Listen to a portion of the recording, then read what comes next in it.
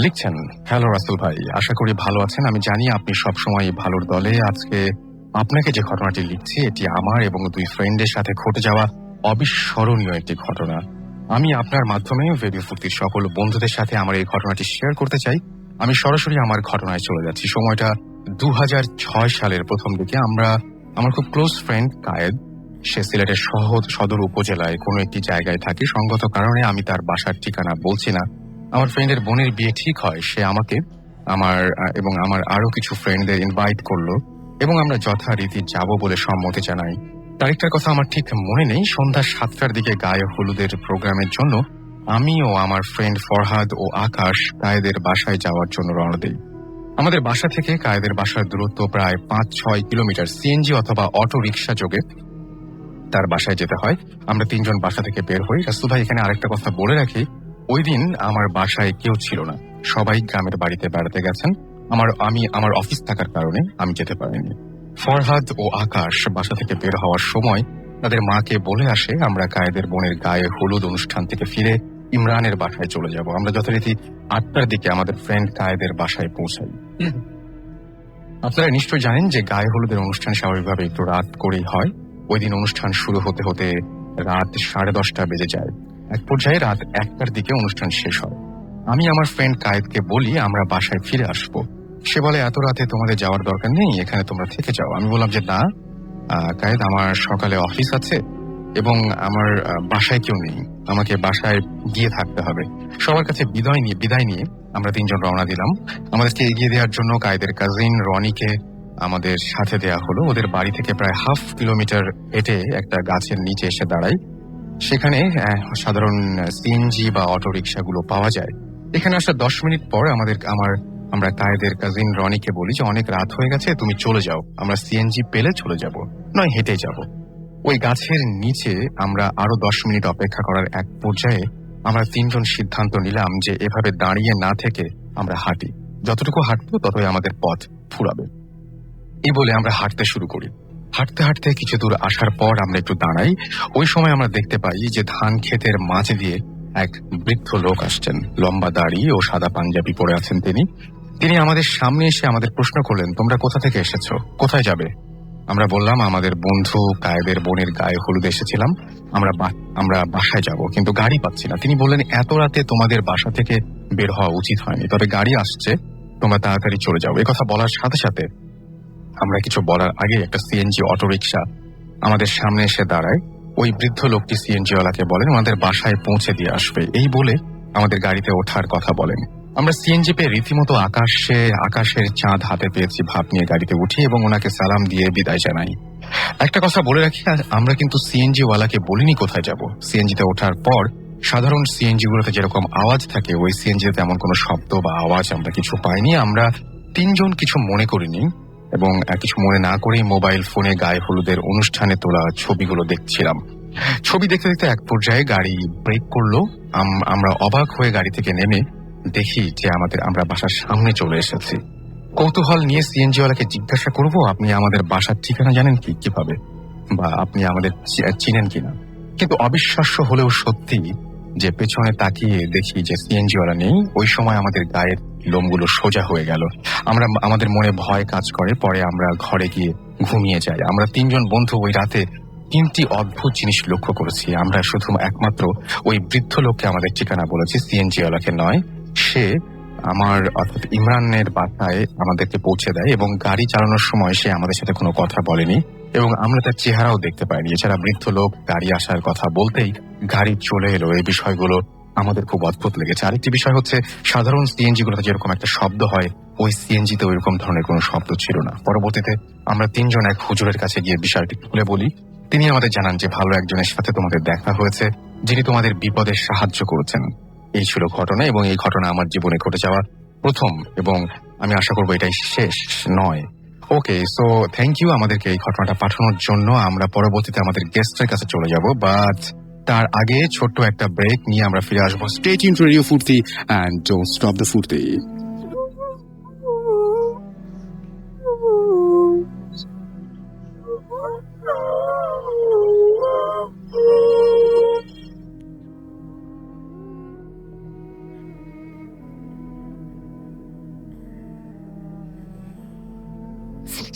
Haunted by Airtel.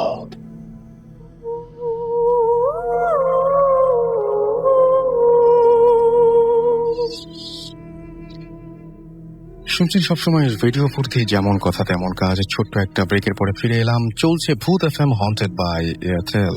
আর এই মুহূর্তে আমি দেখতে পাচ্ছি বেশ কিছু SMS চলে এসছে। মৌরি প্রীতি আমাদের SMS করেছেন, অন্ধকার ঘরে এফএম শুনছেন তারা। আর অপু এবং রবিউল তারা গাজীপুর থেকে আমাদের SMS করেছেন। এছাড়াও তাইবুর আমাদের রাজশাহী থেকে SMS করেছেন এবং তিনিও একা একা রুমের ভেতরে আমাদের ভূত এফএম শুনছেন। শাহরিয়াজ আমাদের SMS করেছেন সাতক্ষীরা থেকে। আমাদেরকে ফাহিম ফকিরহাট থেকে SMS করেছেন। সালাউদ্দিন সুমন সাভার ক্যান্টনমেন্ট থেকে আমাদের SMS করেছেন। এছাড়াও মিল্টন নরসিংদী থেকে আমাদের SMS করেছেন। আমাদের SMS করেছেন MH Kanak Jessore polytechnic institute থেকে, এবং তিনি আমাদের সাথে নতুন জয়েন করেছেন। আশা করছি এখন থেকে পেয়ে যাবো আপনাকে। ওয়েলকাম টু ভূত এফএম, এবং এখন থেকে রেগুলার আপনি চলে আসবেন আশা করবো। সৈকত আমাদের SMS করেছেন আমাদেরকে রিমঝিম মিরপুর থেকে। এছাড়াও তিনি বলছেন সাকিব তুমি বাংলাদেশের গর্ব, সত্যিই তাই। আর বশির হাসান, সোহেল, আশিক, দেলোয়ার তারা আমাদের SMS করেছেন এবং ভূত এফএম অনেক প্রশংসা করেছেন আমাদেরকে। এছাড়াও SMS করেছেন অপটিমাস, ইমাম মিরপুর 11:30 থেকে আমাদের SMS করেছেন। পলি আমাদের SMS করেছেন অনিক ফ্রম লালবাগ।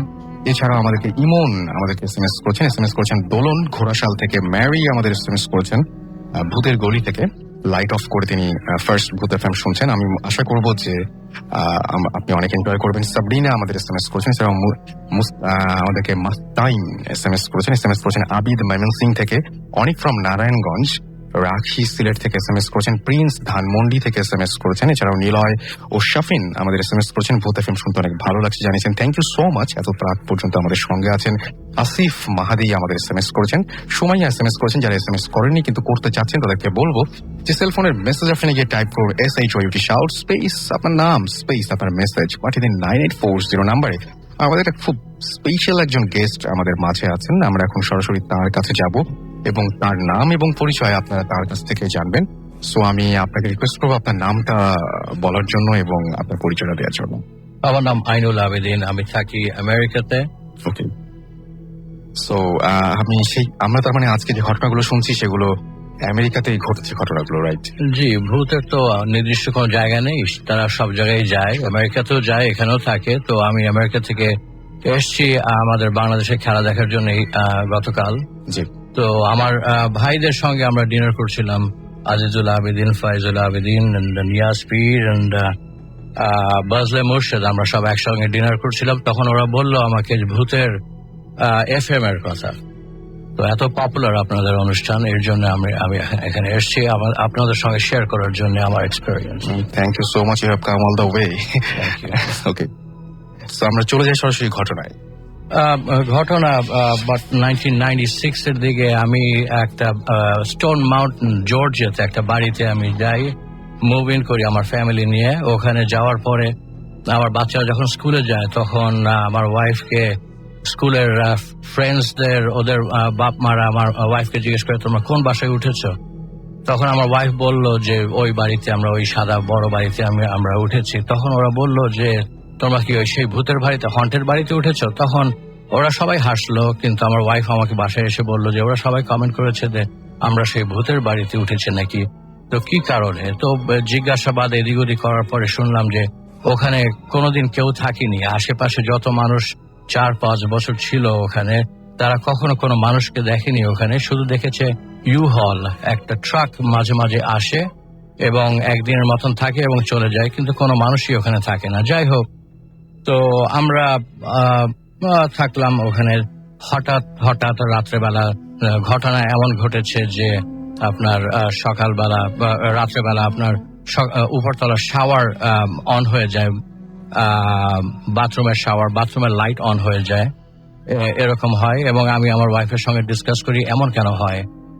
আমার ওয়াইফ আমাকে সান্ত্বনা দেয় যে হয়তো কিছু একটা ইলেকট্রিক্যাল শর্ট সার্কিট আছে কিংবা কিছু। এমনও হয়েছে যে আমাদের সামনের দরজা খুলে যায় রাত্র 2টোর দিকে, হঠাৎ অন্ধকার রাত্র, হেভি দরজা আপনার ডাবল ডোর, ওটা খুলে গেল, কিন্তু অ্যালার্ম বাজলো না, কিছুই হলো না। এমনও হয়েছে তখন আমার গা শিরশির করে ওঠে। আমার ওয়াইফকে জিজ্ঞেস করি কেন এমন হলো। তো এমন দিনের পর দিন এভাবে যায়। এমনও হয়েছে যে গ্যারাজের দরজা আপনার নিজে নিজেই খুলে যায়, কোনো করা হয় না, আপনার রিমোট কন্ট্রোল আমি করি না। রাত্রেবেলা হঠাৎ বাচ্চারা বাসায়, আমার ওয়াইফ বলে যে হয়তো বাচ্চারা করেছে, কিন্তু এমন হয় দিনের পর দিন এমন ঘটনা ঘটছে। আপনার 31st নাইটে আমরা যখন আমাদের মানে সাংঘাতিক ঘটনা, আমরা ভয় পেয়ে যাই যে আমরা সবাই বাইরে গেলে, আমি আমার ওয়াইফ বাইরে, বাচ্চারা বাসায়, ওরা ঘুমাচ্ছিল। তো আমরা একটু বেশি রাত্রে হলে বাসায় ফিরেছি। তখন যখন আমরা বাসায় ফিরি তখন বাইরে স্নো হচ্ছিল। সেই স্নোর ভিতরে আমার ওয়াইফ ড্রাইভ করছিল, বাসার গেটের দিকে যখন সে ড্রাইভ করে আসছে তখন হঠাৎ দেখে যে, আমি দেখি যে একটা লোক খালি পায়ে স্নোয়ের উপর দিয়ে হেঁটে হেঁটে হেঁটে এক স্পিড, কোনো নেই যে স্নো পড়ছে কিংবা কিছু, কোনো তাড়াহুড়ো নেই, হেঁটে হেঁটে আমার গেটের উল্টো দিকে চলে যাচ্ছে। আমার মনে হলো যে আমার বাসার দিকে চলে যাচ্ছে। তখন আমার ওয়াইফ সাথে সাথে গাড়িটা টার্ন করলো, টার্ন করে ওই লোকটাকে ফলো করার জন্য চেষ্টা করলো। কিন্তু আমি এর মুহূর্তে আমি আমার ওয়াইফকে জিজ্ঞেস করিনি সে কিছু দেখেছি কিনা।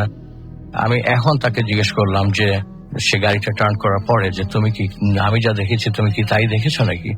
সে আমাকে বললো যে তুমি কি দেখেছো একটা লোক 6 feet টল, চেক শার্ট পরা, খালি পায়ে, শর্টস পরে স্নোর উপর দিয়ে হেঁটে যাচ্ছিল আমার বাসার উল্টো দিক থেকে।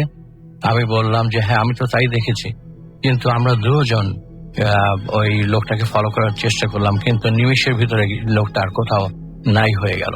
আচ্ছা, তারপরে আমি যত সূরা পারি আমার মনে মনে গা সব শিরশির করে উঠলো। তখন আমরা আল্লাহর নাম নিয়ে বাসার ভিতরে আসলাম, বাচ্চারা সব সেফ। কিন্তু সেদিন থেকে আমার ভয় ঢুকে গেল। প্রত্যেকদিন বাসার থেকে যখন বের হই, দোয়া দরুদ করে বের হই। এরপরে আপনার যখন ওয়েদার যখন চেঞ্জ হলো, আমি এক রাত্রেবেলা আমি বাইরে, আপনার সন্ধ্যার সময় আমি আমার ওয়াইফ বাচ্চারা বাইরে সব ক্লিন করছি, স্নোর হয়ে গেছে, সব পাতা টাতা সব ক্লিন করছি। হঠাৎ দেখি যে ভিতর থেকে আগুন চলে যাচ্ছে, আগুন জ্বলছে কিচেন থেকে। ওটা দেখে আমি দৌড়ে বাসার ভিতরে আসলাম, আমার ওয়াইফ আসলো। তখন দেখলাম যে আমার স্টোভ অন ছিল। এখন আমি অন করে রেখেছি না এমনি অন হয়েছে, অথবা কেউ আমাকে ভুলিয়ে দিয়েছে, আমি তা জানি না। কিন্তু এমন হলো যে আপনার স্টোভের উপরে মাইক্রোওয়েভ ছিল, মাইক্রোওয়েভটা বার্স্ট হলো। মাইক্রোওয়েভের উপরে যে আপনার বোতল টোতল ছিল ওগুলো সব বার্স্ট হলো, তেলের বোতল। কিন্তু আগুন কোনোভাবেই কন্ট্রোলে আনতে পারলাম না। 911 ইতিমধ্যে ডাকা হলো, ওরা আসলো, বেশ কিছু ফায়ার ট্রাক আসলো, 6-7টা এসে সারা রাত ওরা করলো, নিভাতে চেষ্টা করলো, নিভালো। Everything was under control, but আমাদের বাসার থেকে বের হয়ে যাওয়া লাগলো। তখন এটা জানি না যে ওখানে অনেকেই বলে যে ওখানে কিছু একটা ছিল যারা আমাদের আর ওখানে ওয়েলকাম করছিল না, আমাদের বের হতে হলো। আচ্ছা, আমরা নিশ্চয়ই আরো ঘটনা আছে আপনার কাছে, তো আমরা সেই ঘটনা শোনার আগে আরেকটা ঘটনা শুনে আসবো। আমাদের আরো একজন গেস্ট রয়েছেন, তার আগে কিছু SMS পড়ে ফেলতে চাই। আমাদেরকে ডিজে ইমতি SMS করেছেন, এবং এছাড়াও সাগর SMS করেছেন, সাগর আকাশ খুলনা থেকে। আমাদের একটি মামুন SMS করেছেন তন্ময় রাজশাহী থেকে, চিটাগং থেকে আমাদের SMS করেছেন ওয়াসি, আমাদের SMS করেছেন অভি, সুমিত আমাদের SMS করেছেন নাইম, এছাড়াও শাম্মী গুলশান থেকে আমাদের SMS করেছেন লাইট অফ করে তারা শুনছেন ফ্রেন্ডরা মিলে সবাই। আসলাম আমাদের SMS করেছেন, লাবণ্য আমাদের SMS করেছেন। চমৎকার একটা ঘটনা শুনলাম আমরা এতক্ষণ, এবং এরপরে আমরা আরো একটা ঘটনায় যাব, তারপরে আমরা আবারও ফিরে আসবো আমাদের প্রথম গেস্টের কাছে। সেই পর্যন্ত আপনারা আমাদের সঙ্গেই থাকবেন। আমরা শুরু করি শামীম ভাইরা একটা ঘটনা দিয়ে। শামীম ভাই এর আগেও এসেছিলেন, আজকে আবার তাকে রিকোয়েস্ট করে আমি আবার নিয়ে এসেছি নতুন একটা ঘটনা শোনানোর জন্য। হ্যালো লিসনার, আমি শামীম, এসেছি মোহাম্মদপুর থেকে, জাপান গার্ডেন সিটি থেকে। তো থ্যাঙ্কস রাসেল ভাই। তো আমার ছোট মেয়ে ইয়ারে আজকেও শুনছে, আমার ওয়াইফ তাপসী শুনছে, থ্যাঙ্কস। তো ঘটনাটা ঘটেছিল আমার মায়ের সাথে, যেটা আমার আম্মা বা আমাদের ফ্যামিলির একটা বড় ধরনের ঘটনা, যেটা কখনো আমরা ওইভাবে শেয়ার করা হয়নি কারোর সাথে, বাট আমরা সবাই জানি ব্যাপারটা। তো এটা ঘটনা ঘটেছিল 1976-7 দিকে, তখন আমরা বেশ ছোট। আচ্ছা। তো আব্বা সরকারি চাকরির সুবাদে আব্বা মোহনগঞ্জ নামে একটা জায়গায় ছিলেন, নেত্রকোনা ডিস্ট্রিক্টে। তো সেখানে উপজেলা কোয়ার্টারে স্পেস ছিল না বলে আমরা একটা ছোট অন্য একটা বাসায় আমরা ভাড়া থাকতে উঠতে হয়েছিল, যেহেতু বাসায় কোয়ার্টারের জায়গা ছিল না। তো আমি লিসেনারদেরকে বলবো একটু জাস্ট কল্পনা করার জন্য যে আমার বাসার পরিবেশটা কেমন, একটু বোঝানোর জন্য। সেটা হচ্ছে যে একটা ছোট্ট রাস্তা ছিল, ছোট একটা বাসাটা হচ্ছে টিন শেডের বাসা ছিল। তো বাসাটা 3টা রুম ছিল ভেতরে, আর পেছনে একটা ছোট্ট খাল আর একটা ছোট জঙ্গলের মতো। তো আশেপাশে কোনো ঘরবাড়ি ছিল না। তো আমার আব্বার একবার ট্রেনিং পারপাসে যেতে হয়েছিল চিটাগাং এ, 5-6 দিনের ট্রেনিং এ। তো যখন ট্রেনিং এ যাবে তখন আমাদের ওই মোহনগঞ্জে একজন ভদ্র মহিলা ছিলেন, ওনার নাম হচ্ছে মনু, আমরা মনু খালা ডাকতাম, আমাদের দূর সম্পর্কে উনি খালা হন আর কি। তো আব্বা বলেছিল যে মনু আমি তো চলে যাচ্ছি 4-5 দিনের জন্য, তুই তোর ভাবির সাথে থাকিস, এই কয়েকটা দিন তুই থাকিস, তো তুই থাকতে ভালো হবে। তো যেদিন আব্বা চলে যায় ট্রেনিং এ, সেদিন মনু খালা সকালবেলা এসেছিলেন বাসায়, সারাদিন আমাদের সাথে থেকে দুপুরে খেয়ে দিয়ে, তো দুপুর বিকাল দিকে বললো ভাবি আমি একটু যাই, বাসায় যাচ্ছি, বাসায় গিয়ে গুজগাছ করে আমি রাতের বেলা চলে আসবো, কোনো সমস্যা না, আপনি টেনশন করেন না, চলে আসবো, আমি ঠিক সময় চলে আসবো। তো সময়টা ছিল বর্ষার মাঝামাঝি সময়, সারাদিন মানে বৃষ্টি হচ্ছিল, এবং সন্ধ্যা থেকে বেশ ভালো একটা ভারী বৃষ্টি হয়ে গেছে। তো যেটা হয়েছিল যে 8টা-9টা বাজে, তখন বৃষ্টি একটু কম, বাট বাইরে মানে মানে বিদ্যুৎ চমকাচ্ছিল প্রচুর, এবং একটু শোষো বাতাস বইছিল। তো যেটা হয়েছে, আমার আম্মা, আমরা ছোট ছিলাম, আমার আম্মার বয়স ছিল বোধহয় 4 বছর, আর আমার বোনের বয়স ছিল 7 বছরের মতো। তো আম্মা 10:30টার দিকে খেয়ে দিয়ে, রাত্রে 10:30টার দিকে খেয়ে দিয়ে মোটামুটি ঘুমের একটা প্রিপারেশন নিচ্ছিল, হয়তো ধরে নিচ্ছিল যে মনু খালা হয়তো আসবে না, কারণ যেহেতু রাত্র 10:30টা বেজে গেছে, মনু খালা হয়তো রাত্রে আসবে না। তো আম্মা যেটা বললো, রাত্রে 11টার দিকে হঠাৎ করে দরজা নাড়ার শব্দ। তো আম্মা মোটামুটি একটা অনেকটা আনন্দ প্লাস অনেকটা রাগের ইয়েতে গেল যে এত দেরি করে আসে, ওকে বললাম যে 8টার দিকে চলে আসতে বা রাতে চলে আসতে, এত রাত্রেবেলা আসছে। তো আম্মা আস্তে আস্তে গেল, তখন হারিকেন ছিল, হারিকেনের আলোটা একটু বাড়িয়ে দিয়ে আম্মা মাঝখানে ঘর একটা ছিল, মাঝখানে ঘরটা ফাঁকা ছিল, একটা এন্ট্রেন্স ছিল, একটাই ড্রয়িং রুম দিয়ে ঢুকতে হতো, একটাই দরজা ছিল, সেখানে গেল আম্মা দরজাটা খুলতে।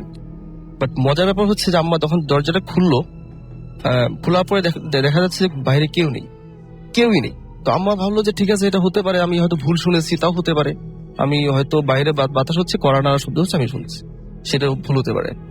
তো আম্মা আবার চলে আসলো, চলে এসে আবার মাঝখানে ঘর আসার সময় আবার সেই কড়া নাড়ছে, এবং তখন স্পষ্ট আমার আম্মা শুনতে পেলো যে আপা আপনার দরজাটা খুললেন না তো, আমি এসছি। তো তখন আম্মা মোটামুটি কনফার্ম হয়ে গেলো যে হ্যাঁ, মনু খালা চলে আসছে। তখন মোটামুটি বেশ একটা আনন্দ নিয়ে, এবং আরো মানে আরেকটু রাগ নিয়ে যাচ্ছে যে কি বাবা আমার সাথে ফান করছে, এত রাত্রেবেলা বৃষ্টি বাদলের দিন, মানে সে আমার সাথে ফান করছে। তো আম্মা গেল। তো অদ্ভুত ব্যাপার হচ্ছে এবারও কেউ নেই, বাহিরে কেউই নেই।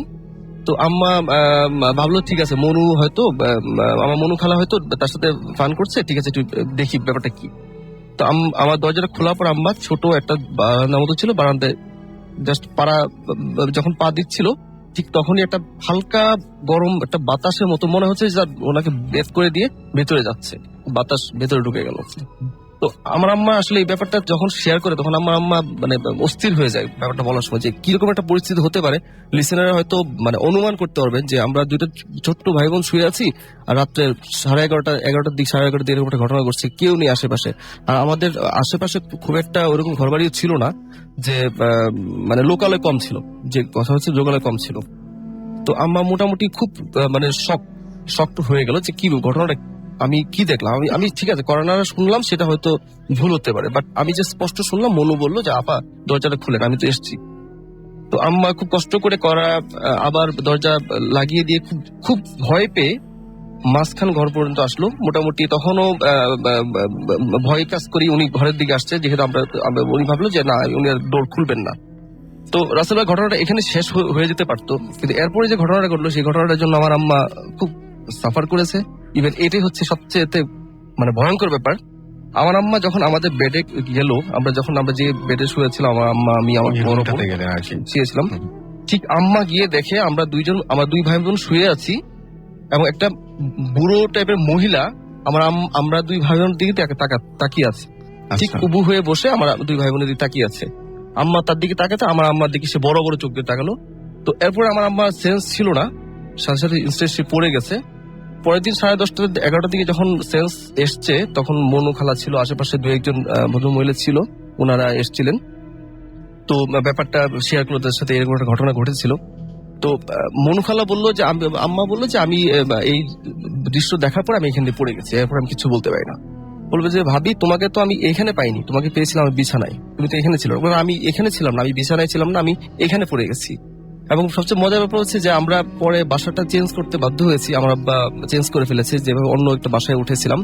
তো আব্বা ব্যাপারটা আসলে কারোর সাথে শেয়ার করেনি যে বাসাটা 100% হন্টেড, এই বাসায় কেউ থাকে না, নর্মালি কেউ থাকে না।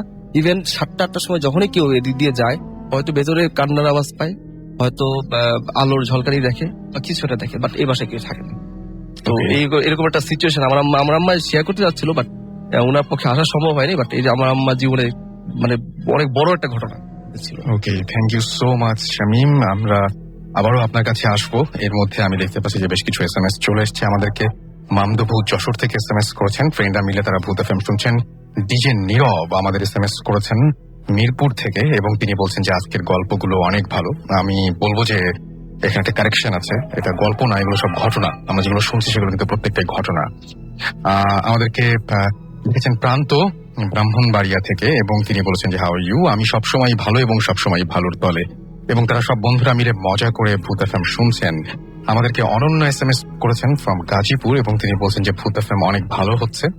এবং আমাকে SMS করেছেন মৃদুলা, তারপরে শাহিল, নিপা, তারা সবাই ভূত এফএম শুনছেন। এছাড়াও ভূত এফএম যারা SMS করেছেন তারা হচ্ছেন জেনি, রুমি, তারপরে অরমা, অমরা, নূপুর আমাদের SMS করেছেন। ফাইজ সিলেট থেকে SMS করেছেন কিং, তিনি তার ছোট ভাই মন্টি প্রথম ভূত এফএম শুনছেন। ওয়েলকাম টু ভূত এফএম, আশা করছি এখন থেকে রেগুলার আপনাদের পেয়ে যাবো। অনেক আমাদেরকে SMS করেছেন আজিমপুর থেকে, এছাড়াও গ্লোরি ফ্রম সিলেট, রনি চিটাগং থেকে SMS করেছেন আমাদেরকে, এছাড়াও আমাদেরকে ময়মনসিং থেকে মিম, এছাড়াও আরো অনেকেই যারা SMS পাঠাতে চান তারা বলবো যে এয়ারটেল নাম্বার থেকে বা অন্য যে কোনো নাম্বার থেকে টাইপ করুন SHOUT শাউট স্পেস আপনার নাম স্পেস আপনার মেসেজ পাঠিয়ে দিন 9840 নাম্বারে। আমরা চলে যাব আবারও আমাদের প্রথম গেস্ট যিনি ছিলেন মিস্টার আইনুল আবেদিন তার কাছে, এবং তার আরো কিছু ঘটনা আছে। আমি রিকোয়েস্ট করছি যে নেক্সট ঘটনাগুলো শোনাতে আমাদেরকে।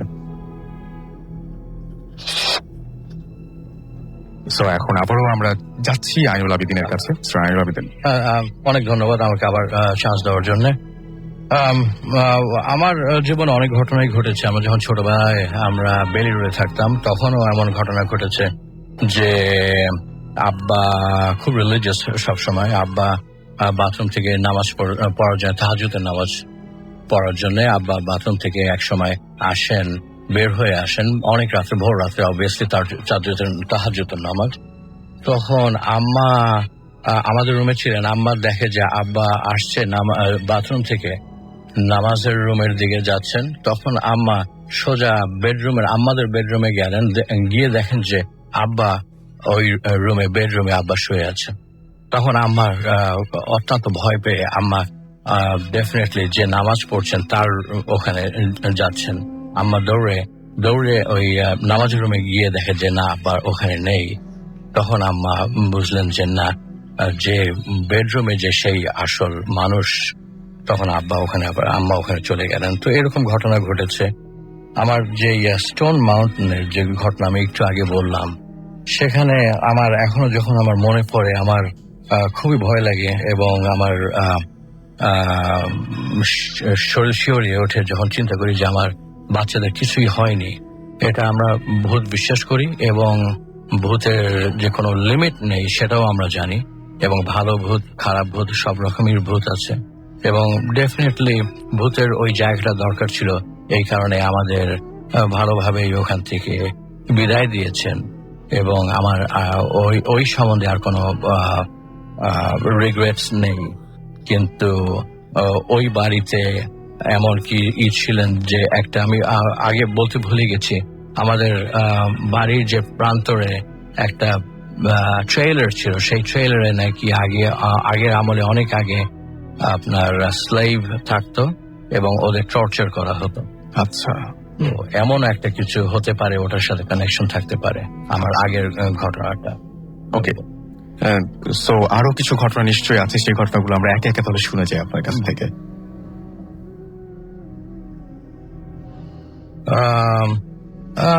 মনু মামা আমার ঝিনাইদহ ক্যাডেট কলেজের প্রফেসর ছিলেন, প্রিন্সিপাল ছিলেন এক সময়। তো ওনার অনেক কাহিনী, ওনার অনেক এমপ্লয়িরা অনেক কিছুই বলেছেন, অনেক কিছুই হয়েছে। ওরা এক সময় ওনার এমপ্লয়িরা এক জায়গায় সব গেট টুগেদার করতেন এবং ওখানে একটা বট গাছ ছিল। ওনাদের একজনের বাসায় ফেরার পথে একটা বট গাছ ছিল এবং বলা হতো যে ওই বট গাছের আশেপাশেই অনেক কিছু, অনেক অ্যাক্টিভিটিস হতো। তো রাত্রের বেলা উনি যখন আসতেন ওখান থেকে, ওই ভদ্রলোক ওনার যে এমপ্লয়ি উনি আসার সময় ওই বট গাছের তলা থেকে যখন আসতেন, একদিন খুব পাতা পড়লো ওনার গায়ের উপরে। তো এরকম একটা ঘটনা যে পরে ওনার খুব অসুস্থ হয়ে গেছিলেন উনি, আমি শুনেছি, কিন্তু এটা আমার এখন ঠিক মনে পড়ছে না। আমি এটা পরে আবার রিইউনাইট করবো। ওকে ফাইন, তাহলে আমরা একটা ছোট্ট ব্রেক নিয়ে আসবো এবং তারপরে আমরা আবার ফিরে আসবো। তনয় আমাদের এসএমএস করছেন মাসুম, এছাড়াও আমাদের এসএমএস করছেন নাইম পোস্তগোলা থেকে, আমাদেরকে মোহাম্মদ নাজমুল ইসলাম ফতুল্লা থেকে এসএমএস করেছেন, এছাড়াও আমাদেরকে এসএমএস করেছেন Sonia, Sharmin, mister M R আবির, শারুন, ইমন, কাইয়ুম, জয়, পুতুল সহ আরো অনেক, এছাড়াও সজীব খুলনা থেকে আমাদের এসএমএস করেছেন। আপনারা আমাদের সাথে থাকুন, ছোট্ট একটা ব্রেকের পরে ফিরে আসছি। স্টে টিউনড টু রেডিও ফুর্তি এন্ড ডোন্ট স্টপ দ্য ফুর্তি।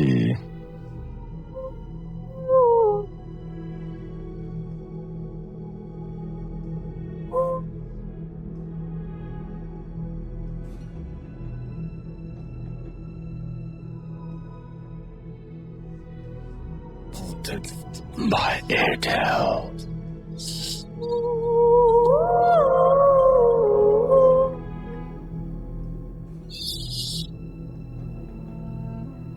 শুনছেন সবসময় রেডিও ফুর্তি, ঘড়িতে সময় রাত 12টা বেজে 32 মিনিট, চলছে ভূত এফএম হন্টেড বাই এয়ারটেল। আমরা চলে যাবো আবার মিস্টার আইনুল আবিদিনের কাছে, তিনি ঘটনা বলছিলেন।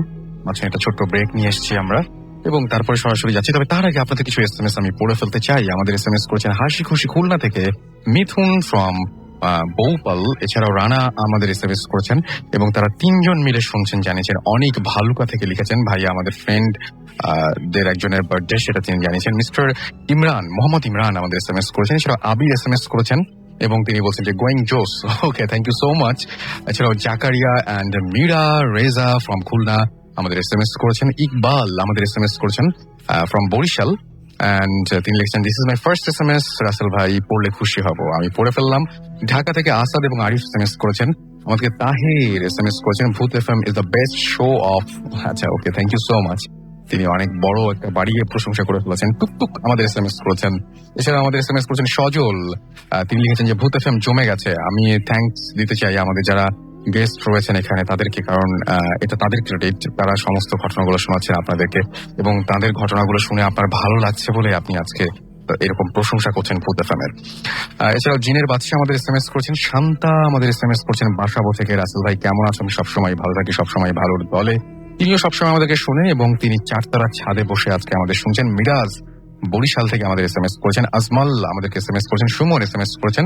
এছাড়াও এসএমএস করেছেন মঞ্জু, হাসান সহ আরো অনেকে। আমি একটা কথাই মাঝখানে বলে যেতে চাই, একদম অপ্রাসঙ্গিক হলেও সত্যি, সেটা হচ্ছে যে ভূত এফএম আমি জানি যে অনেকে শোনেন এবং বাংলাদেশের বিভিন্ন প্রান্ত থেকে শোনেন, দেশে বাইরে, দেশে এবং দেশের বাইরে বিভিন্ন জায়গা থেকে ভূত এফএম শোনেন। সুতরাং আপনাদের সবাইকে অনেক ধন্যবাদ। আপনারা জানেন যে বাংলাদেশ টিম ইদানিং অনেক, মানে এই যে লাস্ট যে আমরা টুর্নামেন্টটা খেললাম অনেক ভালো করেছি।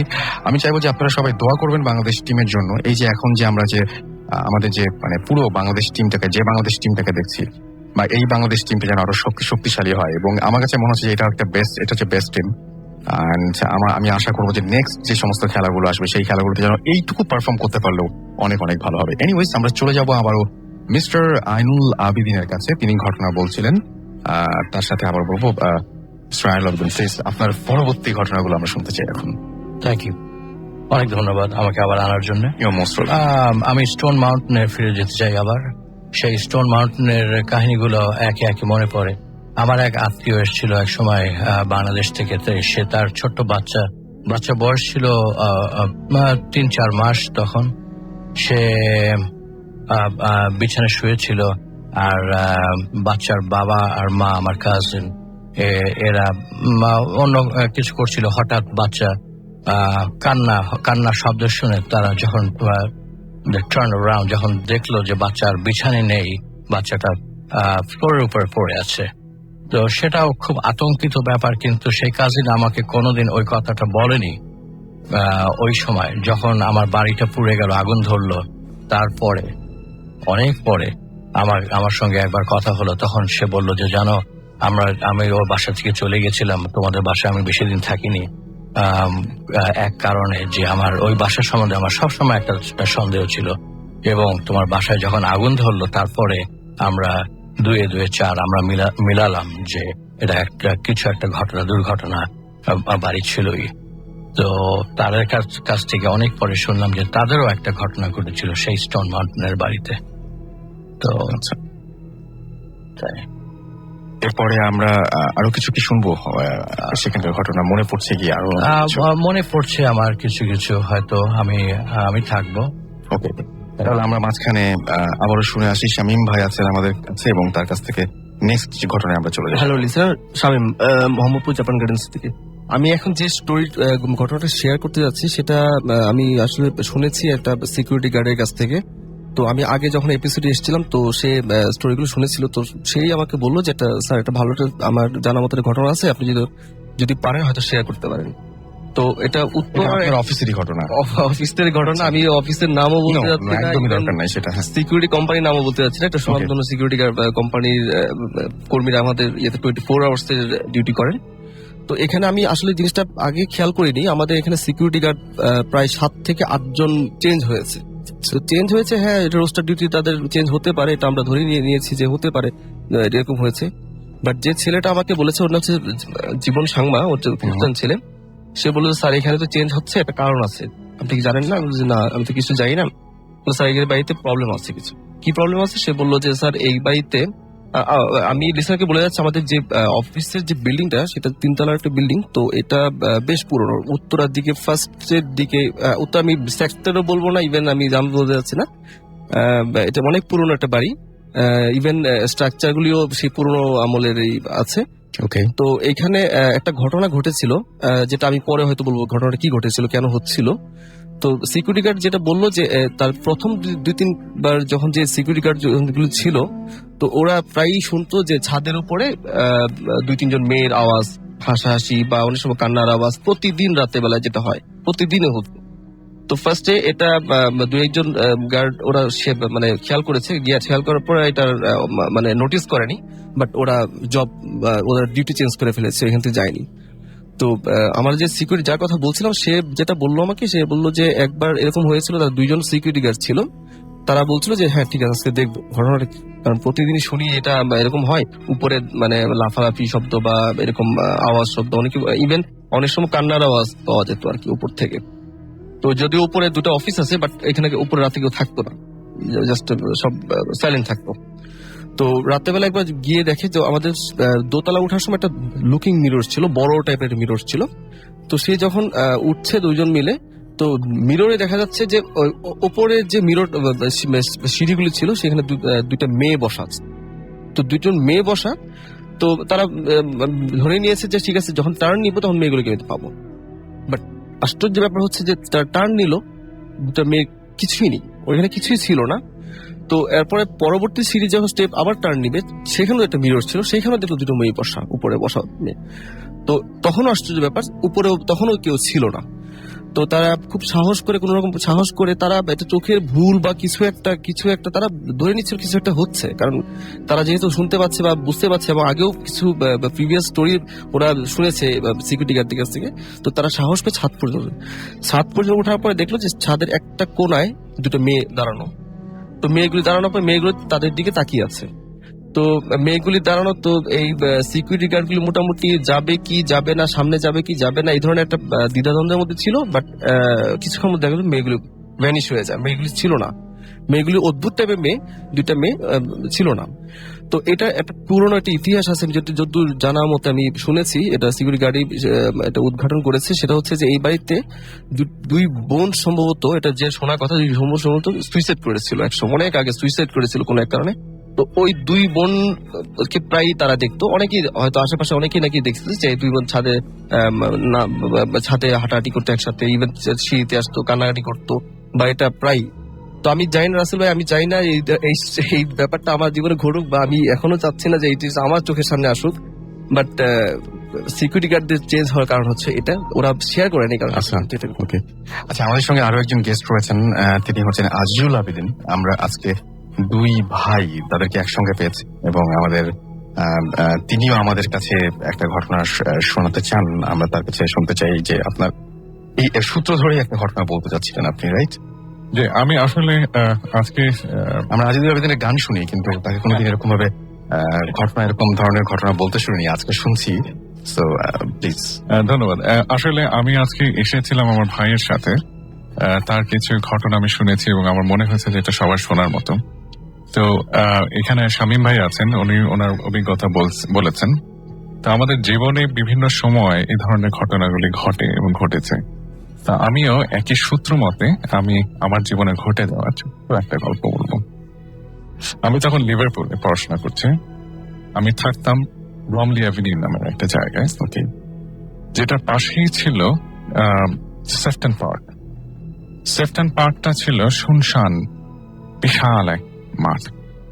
দিনের বেলা এটা সামারে ছেলে মেয়েরা সবাই খেলাধুলা করে, রাতের বেলা অন্ধকার, ঘটঘটে অন্ধকার। আমি যে এলাকাটা থাকতাম সেই এলাকাটা দ্বিতীয় বিশ্বযুদ্ধের আগে বাসাগুলি তৈরি হয়েছিল। এই বাসাগুলিকে বলে টেরেস হাউস। এখানে বংশ পরম্পর মানুষজন থাকে, বা এখানে থাকে, বৃদ্ধ হয়ে যায়, একসময় মানুষ মারা যায়। এরকম একটা বাসার কাছে আমি আমরা তখন স্টুডেন্ট লাইফে অনেক আমরা আনন্দ করতাম, ছোটাছুটি করতাম, ঘোরাঘুরি করতাম, বন্ধু বান্ধবের সাথে হইচই করতাম। তো এক রাতে আমাদের বাসায় আমরা পার্টি থ্রো করি এবং সেই পার্টি শেষ হতে হতে অনেক রাত হয়ে যায়। তো শেষ করে আমরা সব পরিষ্কার পরিচ্ছন্ন করে মাঝরাতে, একদম ভোর রাতে আমি বলবো, আমি আর আমার বন্ধু রাতে গাড়ি নিয়ে ঘুরে বেড়াচ্ছি। সেফটন পার্কের একটা জায়গা আছে যেখানে এক সময় ওভার স্পিডিং এর কারণে একটা মেয়ে মারা গিয়েছিল এবং সেখানে গাছের পাশে একটা মালা দেয়া থাকে। এই মালাটা আসলে ওই মেয়েটার কথা স্মরণ করায়। আমি একটা জিনিস বলতে চাই যে আমাদের দেশের মতো এত ঘন ঘন দুর্ঘটনা ওখানে ঘটে না। যে ঘটনাটা ঘটে সেই ঘটনাটা মানুষের মনে রাখতে চায়। তো তেমনি এই ঘটনাটাকে নিয়ে নানা ধরনের কথা প্রচলিত ছিল। কথাগুলি প্রচলিত ছিল এভাবে যে ওখানে ওই মেয়ের অশরীরী আত্মা ঘুরে বেড়ায়, বা কখনো বলা হয়ে থাকে যে রাতের আধারে যখন কেউ থাকে না তখন সে মেয়েটা এখানে হেঁটে। আমার যে অভিজ্ঞতাটা সেটা হচ্ছে গিয়ে আমরা সেই রাতে, আমি আর আমার বন্ধু মুরাদ নাম, তার হোন্ডা অ্যাকর্ড গাড়ি নিয়ে, কুপে ছিল, একটা অসাধারণ সুন্দর গাড়ির কথা আমি সবসময় মনে করি। আমাদের স্টুডেন্ট লাইফে একটা ড্রিম কার ছিল, ফোর গাড়ি, আমরা ঘুরে বেড়াচ্ছি। তো ও আমাকে বলতো যে, সবসময় বলতো যে এই রাস্তা আমি কখনো চালাই না। আমাদের সেই রাতে একটু অ্যাডভেঞ্চার ইচ্ছে হয়েছে, বললাম যে চলো আমরা ওই রাস্তায় যাই। সেফটন পার্ক আমি আগে বলেছিলাম একটা দীর্ঘ মাঠ, দীর্ঘ, এবং একদিকে হচ্ছে গিয়ে সেই 1800 শতাব্দীর সেই লালচে বাসার টেরেস হাউস, যেখানে বংশ পরম্পরা ধরে বিভিন্ন মানুষ থেকে এসছে, বৃদ্ধ লোকরা থাকে, আর অন্য পাশে গাছ, মাঠ, ঘাস আর ধুধু। আমরা যাচ্ছি, বলছি যে এখানে অনেক কিছু হয়েছে, অনেক কিছু হয়েছে, আমরা হেসে উড়িয়ে দিচ্ছি। এমন সময় মুরাদ সে বলছে যে আমি কিছু একটা দেখেছি। আমি বললাম যে অসম্ভব, এ শুধুমাত্র মনের ভাবনা। তা আমিও পিছনে আমার লুকিং গ্লাস, আমি পাশে বসা ছিলাম, তো পাশের যে গ্লাসটা আছে সেখানে আমিও দেখেছি যে একটা জিনিস বলতে ভুলে গিয়েছিলাম যে পাশে যে টেরেস বাসাগুলি ছিল সেগুলি একটু উঁচু, ঘাস দিয়ে একটু বাঁধানো উঁচু জায়গার উপর দিয়ে, তারপরে হচ্ছে গিয়ে বাসাগুলো শুরু, মানে একটু ঢালের মতো থাকে। এই ঢাল বেয়ে আসলে আমি কাউকে উঠতে দেখেছি, আমি অস্বীকার করতে পারবো না, কিন্তু সেটা আমি লুকিং গ্লাসে দেখেছি। এখন কথা হচ্ছে এত রাতে কোনো বাড়ির দরজা খোলার কথা না, কারণ এটা রাত 2টা 3টা, কখনো হয়তো 4টাও হতে পারে। আমি আর মুরাদ বললাম যে না, এটা কি অবস্থা দেখতে হবে। আমরা গাড়ি থামালাম, ঘোরালাম, ঘুরিয়ে ওই অন্ধকার জায়গায় গেলাম, গিয়ে ডান দিক বা দিক সামনে পেছনে সব জায়গায় খোঁজার চেষ্টা করলাম কে হতে পারে, কি হতে পারে। আমি কিছুই দেখিনি, আমি শুধু দেখেছি যে আমার মনে এখনো স্পষ্ট হয়ে আছে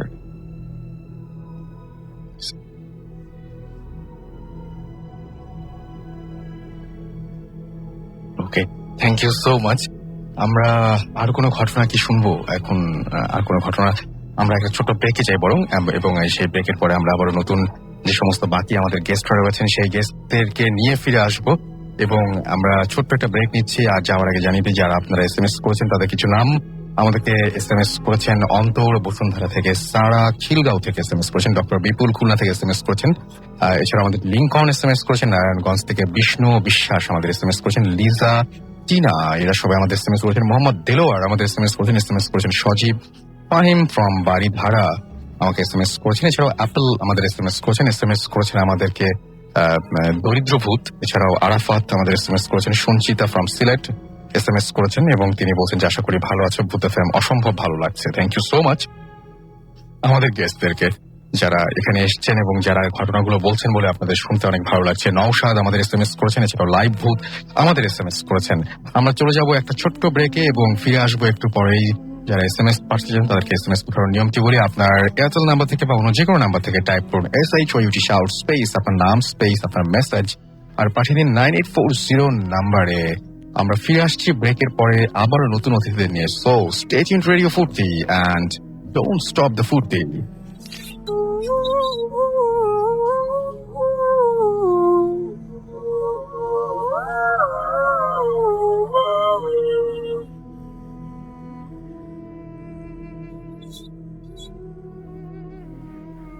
FM haunted by Airtel.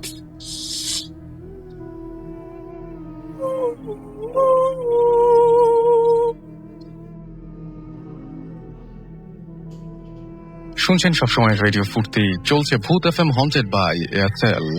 আর আপনারা যারা আমাদের SMS পাঠাতে চান তারা SMS করতে পারেন, লিখে ফেলুন আপনার মোবাইলের মেসেজ অপশনে গিয়ে SHOUT শাউট স্পেস আপনার নাম স্পেস আপনার মেসেজ পাঠিয়ে দিন 9840 নাম্বারে। এয়ারটেল নাম্বার থেকে বা অন্য যে কোনো নাম্বার থেকে অতৃপ্ত আত্মা আমাদের SMS করছেন, লিখেছেন ছাদে বসে ভূত FM শুনছেন, আজকের ঘটনাগুলো সত্যি ভয়ঙ্কর। Thank you.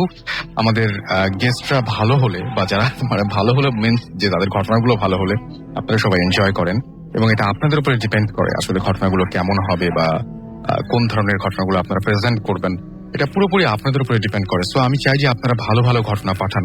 এই সপ্তাহে তো অনেকেই আসতে রাজি হননি, ঢাকাতে বসেও অনেকে বলছেন যে না আমার ঘটনাটা শুনিয়ে দিন। আমি আশা করবো যে নেক্সট উইকে আমি বেশ ভয়াবহ কিছু ঘটনা আমরা পেয়ে যাব, এবং আশা করবো সেটাই। কনক চন্দ্র আমাদের লিখেছেন উত্তরা থেকে, কাল এক্সাম, তারপরে ভূত FM শুনছি, পরীক্ষা খারাপ হলে কর্তৃপক্ষ একেবারে দায়ী নয় এখন আমাকে।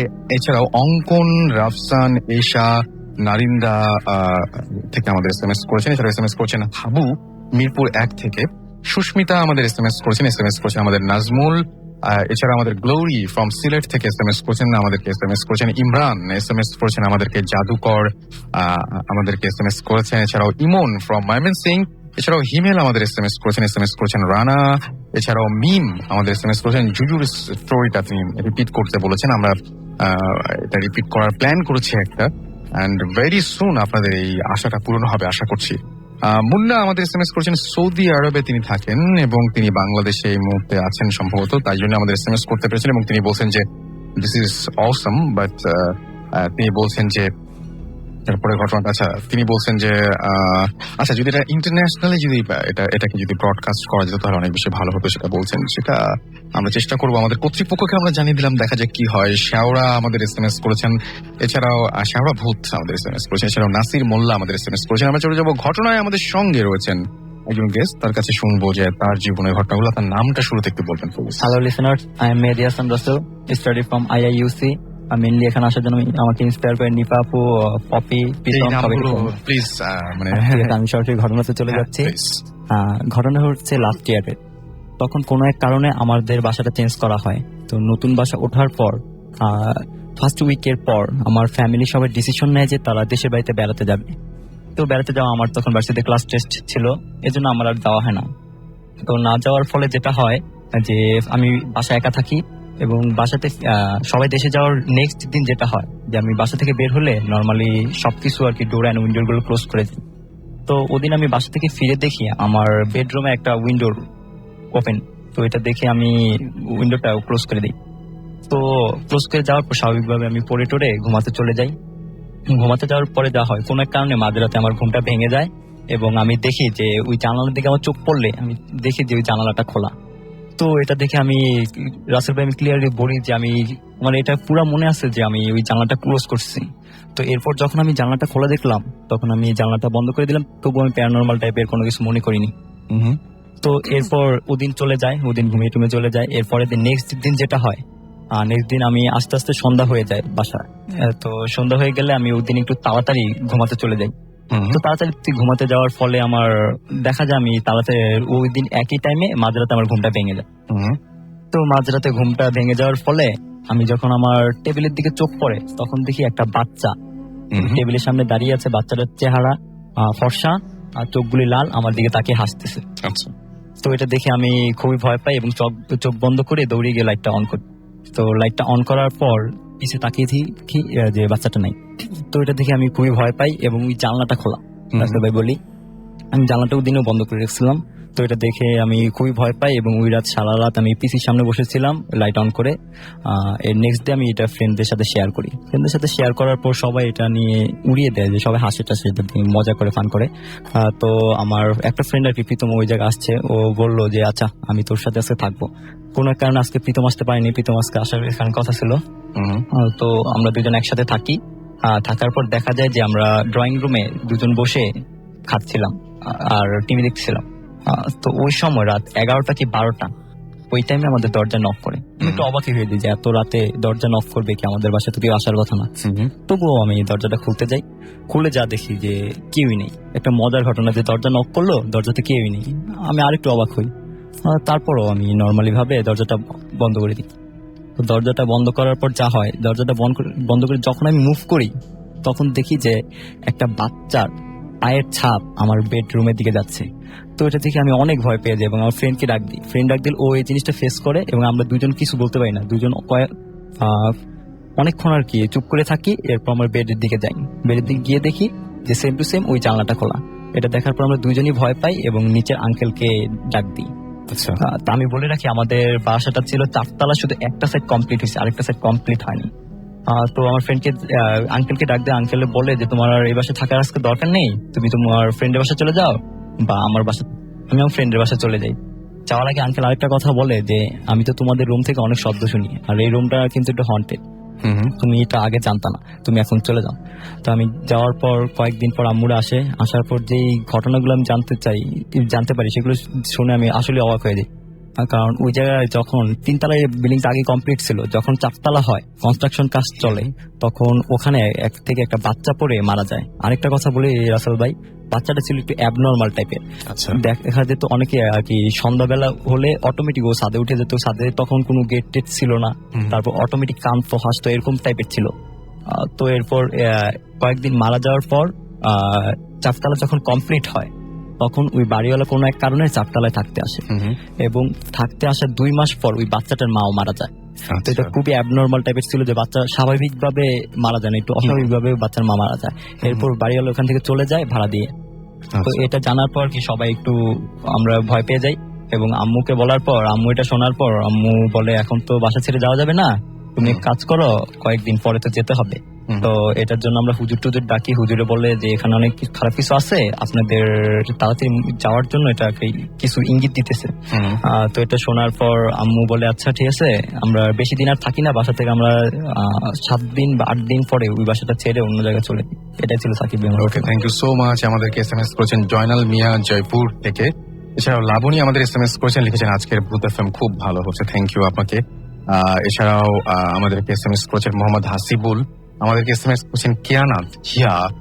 এটা প্রথম এসএমএস এবং আমাদের প্রথম এসএমএস পড়েনি, এই এসএমএসটা পড়বেন। আচ্ছা, সবাই বলছেন এসএমএস পড়বো, কিন্তু এসএমএস পড়বো মানে পড়বেন, এরপরে আর কোনো এসএমএস থাকে না, মানে এরপরে আর কোনো কিছু থাকে না লেখা। তো আমি জানি না যে আসলে কি ইনফর্ম করতে চান, এই ব্যাপারটা আমি বুঝি না। মোহাম্মদ হাসিবুল আমাদের এসএমএস করেছেন। এছাড়া তিনি হচ্ছে বরিশাল থেকে আমাদের এসএমএস করেছেন। মাহাদি ময়মনসিং থেকে এসএমএস করেছেন। আমাদেরকে শাওন এবং তামান্না এসএমএস করেছেন হরিয়ান ইউনিয়ন হাউস রাজশাহী থেকে, এবং তিনি বলছেন খুব ভালো লাগছে ভাই, আমি আর তামান্না একসাথে শুনছি, বাট ভয় লাগছে না এখনো পর্যন্ত। আচ্ছা, একসঙ্গে শুনলে ভয় লাগবে না, দুজন আলাদা রুমে যাই শুনেন, তাহলে দেখবেন যে আরো বেশি ভয় লাগছে, আরো বেশি মজা পাবেন। আহসান আমাদের এসএমএস করেছেন মিরপুর থেকে, তিনি লিখছেন last SMS, last episode of the show. আচ্ছা, লাস্ট এপিসোড, আচ্ছা আমি ঠিক বুঝিনি আপনার এসএমএসটা। আমার যেটা মনে হয় যে এসএমএস না পড়ার জন্য বেশ মেজাজ খারাপ হচ্ছে আপনার, এবং তিনি বলছেন যদি ইচ্ছা হয় এবার পড়েন, অথবা মানে তিনি বলছেন যে আজ তাহলে শুনবেন না। ওকে, আমার যেটা মনে হয় যে আপনার এসএমএসটা পুরোটাই আমি পড়লাম, বাট এই এসএমএসটা আপনি কি ইনফর্ম করতে চান সেটা যদি রিপিট করতেন তাহলে কিন্তু আমি সেটাও জানিয়ে দিতে পারতাম, বাট আপনি শুধুমাত্র আপনার আগের কথাগুলো জানিয়েছেন, যেটা আমার হাতে নেই একেবারেই। আমি চাইলেই সব এসএমএস পড়তে পারি না সবসময়। স্বর্ণা আমাকে এসএমএস করেছেন, এছাড়াও এসএমএস করেছেন আমাকে হিমেল, সবুজ ইসলাম আমাদেরকে সাতক্ষীরা থেকে এসএমএস করেছেন, লিখেছেন সাবাস বাংলাদেশ, সাবাস বোতাম। থ্যাংক ইউ আমাদের সঙ্গে এতক্ষণ পর্যন্ত থাকার জন্য। আমি আপনার কাছে আসবো, আপনার নামটা বলবেন, একটা ছোট্ট ঘটনা দিয়ে আমরা আগে শুরু করি, রাইট? জি, আপনি গত সপ্তাহে এসেছিলেন, আপনারা দুজন হাজবেন্ড ওয়াইফ, তারা এই কাপলটা গত উইকে এসেছিলেন, এবং তারা অনেক মজার কিছু ঘটনা আমাদের শুনিয়েছেন, এবং আজকেও কিছু ঘটনা শুনতে এসেছেন। আমরা একটা ছোট দিয়ে আগে শুরু করবো, তারপর ধীরে ধীরে অন্য ঘটনাগুলোতে যাবো। ওকে, হ্যালো লিসেনার্স, আমি তাসমিয়া। আমি গত উইকে এসেছিলাম আমার হাজবেন্ডের একসাথে এক্সপিরিয়েন্স করা কিছু ঘটনা বলার জন্য। আর এই উইকে রাসেল ভাই আমাকে আবার আসতে বলেছে, কাজ আমার নানা ভাইয়ের বাসা নিয়ে আমার কিছু স্টোরিজ আছে, রিয়েল স্টোরিজ আছে, ওইগুলা বলতে এসেছি এই উইকে। সো রাসেল ভাই যেহেতু বলছে ছোট ঘটনা দিয়ে স্টার্ট করতে, আমি মানে কিছু ডিসক্রিপটিভ টাইপ একটা ঘটনা বলি। সেটা হলো গিয়ে যে আমার নানার বাসাটা হচ্ছে পুরান ঢাকা সিদ্দিক বাজারে, তো বাসাটা এখনো আছে। তো একদম আর্লি টাইমসের একটা ঘটনা দিয়ে আমি স্টার্ট করি। সেটা হলো যে আমার নানা যখন ইয়াং ছিল, আমার আম্মুরা তখন ছোট ছোট, আমার আম্মু এবং আমার মামা তখন ছোট। তো আমার নানা ভাই গরমকালে বেশিরভাগ সময় বারান্দায় গিয়ে ঘুমাতো। তো আমার নানা ভাই মানে আড্ডা মারতো, খুব আড্ডা পছন্দ করতো। তো একটা ফ্রেন্ডকে ডেকে নিয়ে আসতো। নানা ভাই একটা বেস্ট ফ্রেন্ড ছিল, মানে উনি আর আমার নানা ভাই মিলে সবসময় বারান্দায় গিয়ে ঘুমাতো। রাত জাগতো, রাত জেগে সিগারেট টিগারেট খেয়ে বারান্দায় রাতের বেলায় ঘুমিয়ে যেত। তো এরকম এক সপ্তাহ 3-4 দিন কাটানোর পর একদিন হঠাৎ করে দেখে যে একটা চুল, লম্বা একটা চুল, মানে বারান্দার রেলিং দিয়ে মানে বেয়ে আমার নানা ভাই বালিশের দিকে, বালিশ পর্যন্ত এসেছে। তো নানা ভাই একটা জিনিস মিস করে গেছে রাসেল ভাই। নানা ভাই এটা খেয়াল করেছে এভাবে যে নানা ভাই সিগারেট ধরানোর জন্য লাইটারটা খোঁজার জন্য বালিশের নিচে হাত দিয়েছে। হাত দেওয়ার পর দেখেছে চুল, একদম প্লেন লম্বা চুল। আচ্ছা, তো নানা ভাই বলে যে এত প্লেন লম্বা একটা চুল কোথা থেকে আসলো। তো নানা ভাই যখন চুলটাকে ফলো করে দেখে যে চুলটা বেয়ে বেয়ে বেয়ে রেলিং ক্রস করে নারিকেল গাছ থেকে এসেছে। অনেক লম্বা, অনেক লম্বা। আর আমার নানা ভাই বাসার সামনে 7টা নারকেল গাছ ছিল, সিরিয়ালি একটু আগে পিছে করে।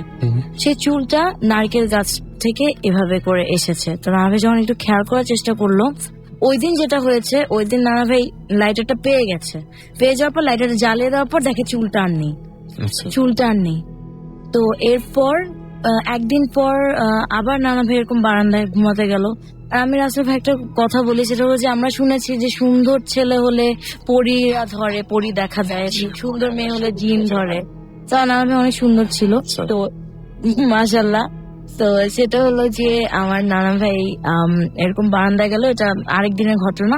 দেখে যে এরকম রাতের 2টা বাজে, দেখে যে হঠাৎ এরকম নারকেল গাছের মধ্যে একটা একটা পা আমার নানা ভাইয়ের বাসার বিল্ডিং এ, 4তলা বিল্ডিং, আর পাশাপাশি আমার নানা ভাইয়ের বিল্ডিং ছিল, আর একটা পা ওই বিল্ডিং এর ছাদে।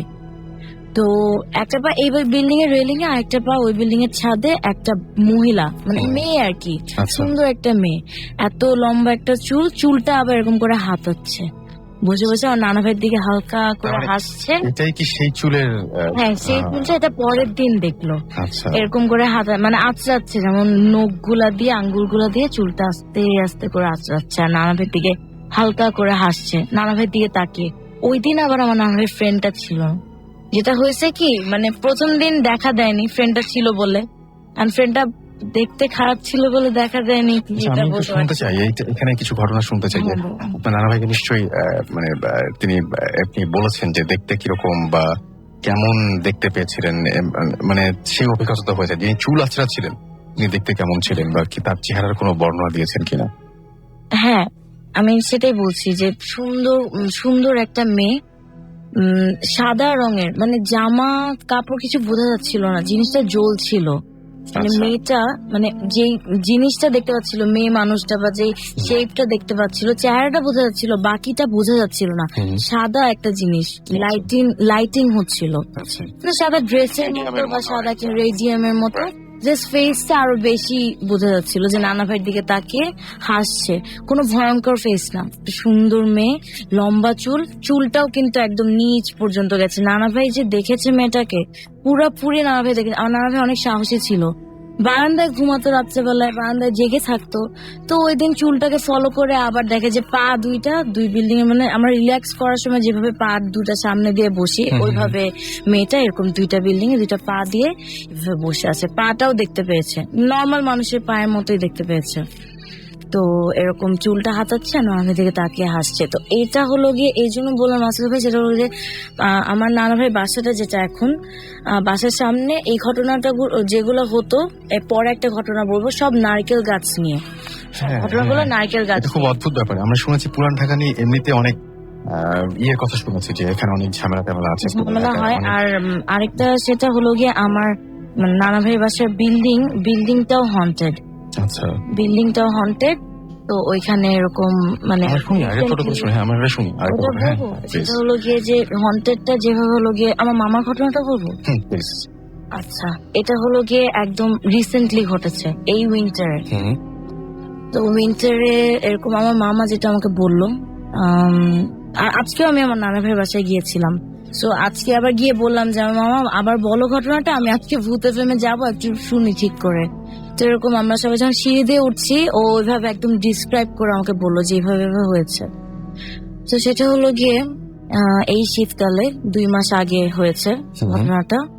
আমার মামা রেগুলার নামাজ পড়ে, 5 ওয়াক্ত নামাজ পড়ে। তো এরকম মাঝরাতে সে উঠেছে, ঘুম থেকে উঠে এরকম নামাজ পড়তে যাবে, অজু টজু করে বাসা থেকে বের হলো। আমরা রাসেল ভাই ফজরের নামাজ শেষ হলে কিন্তু সাথে সাথে ফর্সা হয়ে যায় না, আধা ঘন্টা 40 মিনিট পর হ্যাঁ ফর্সা হয়।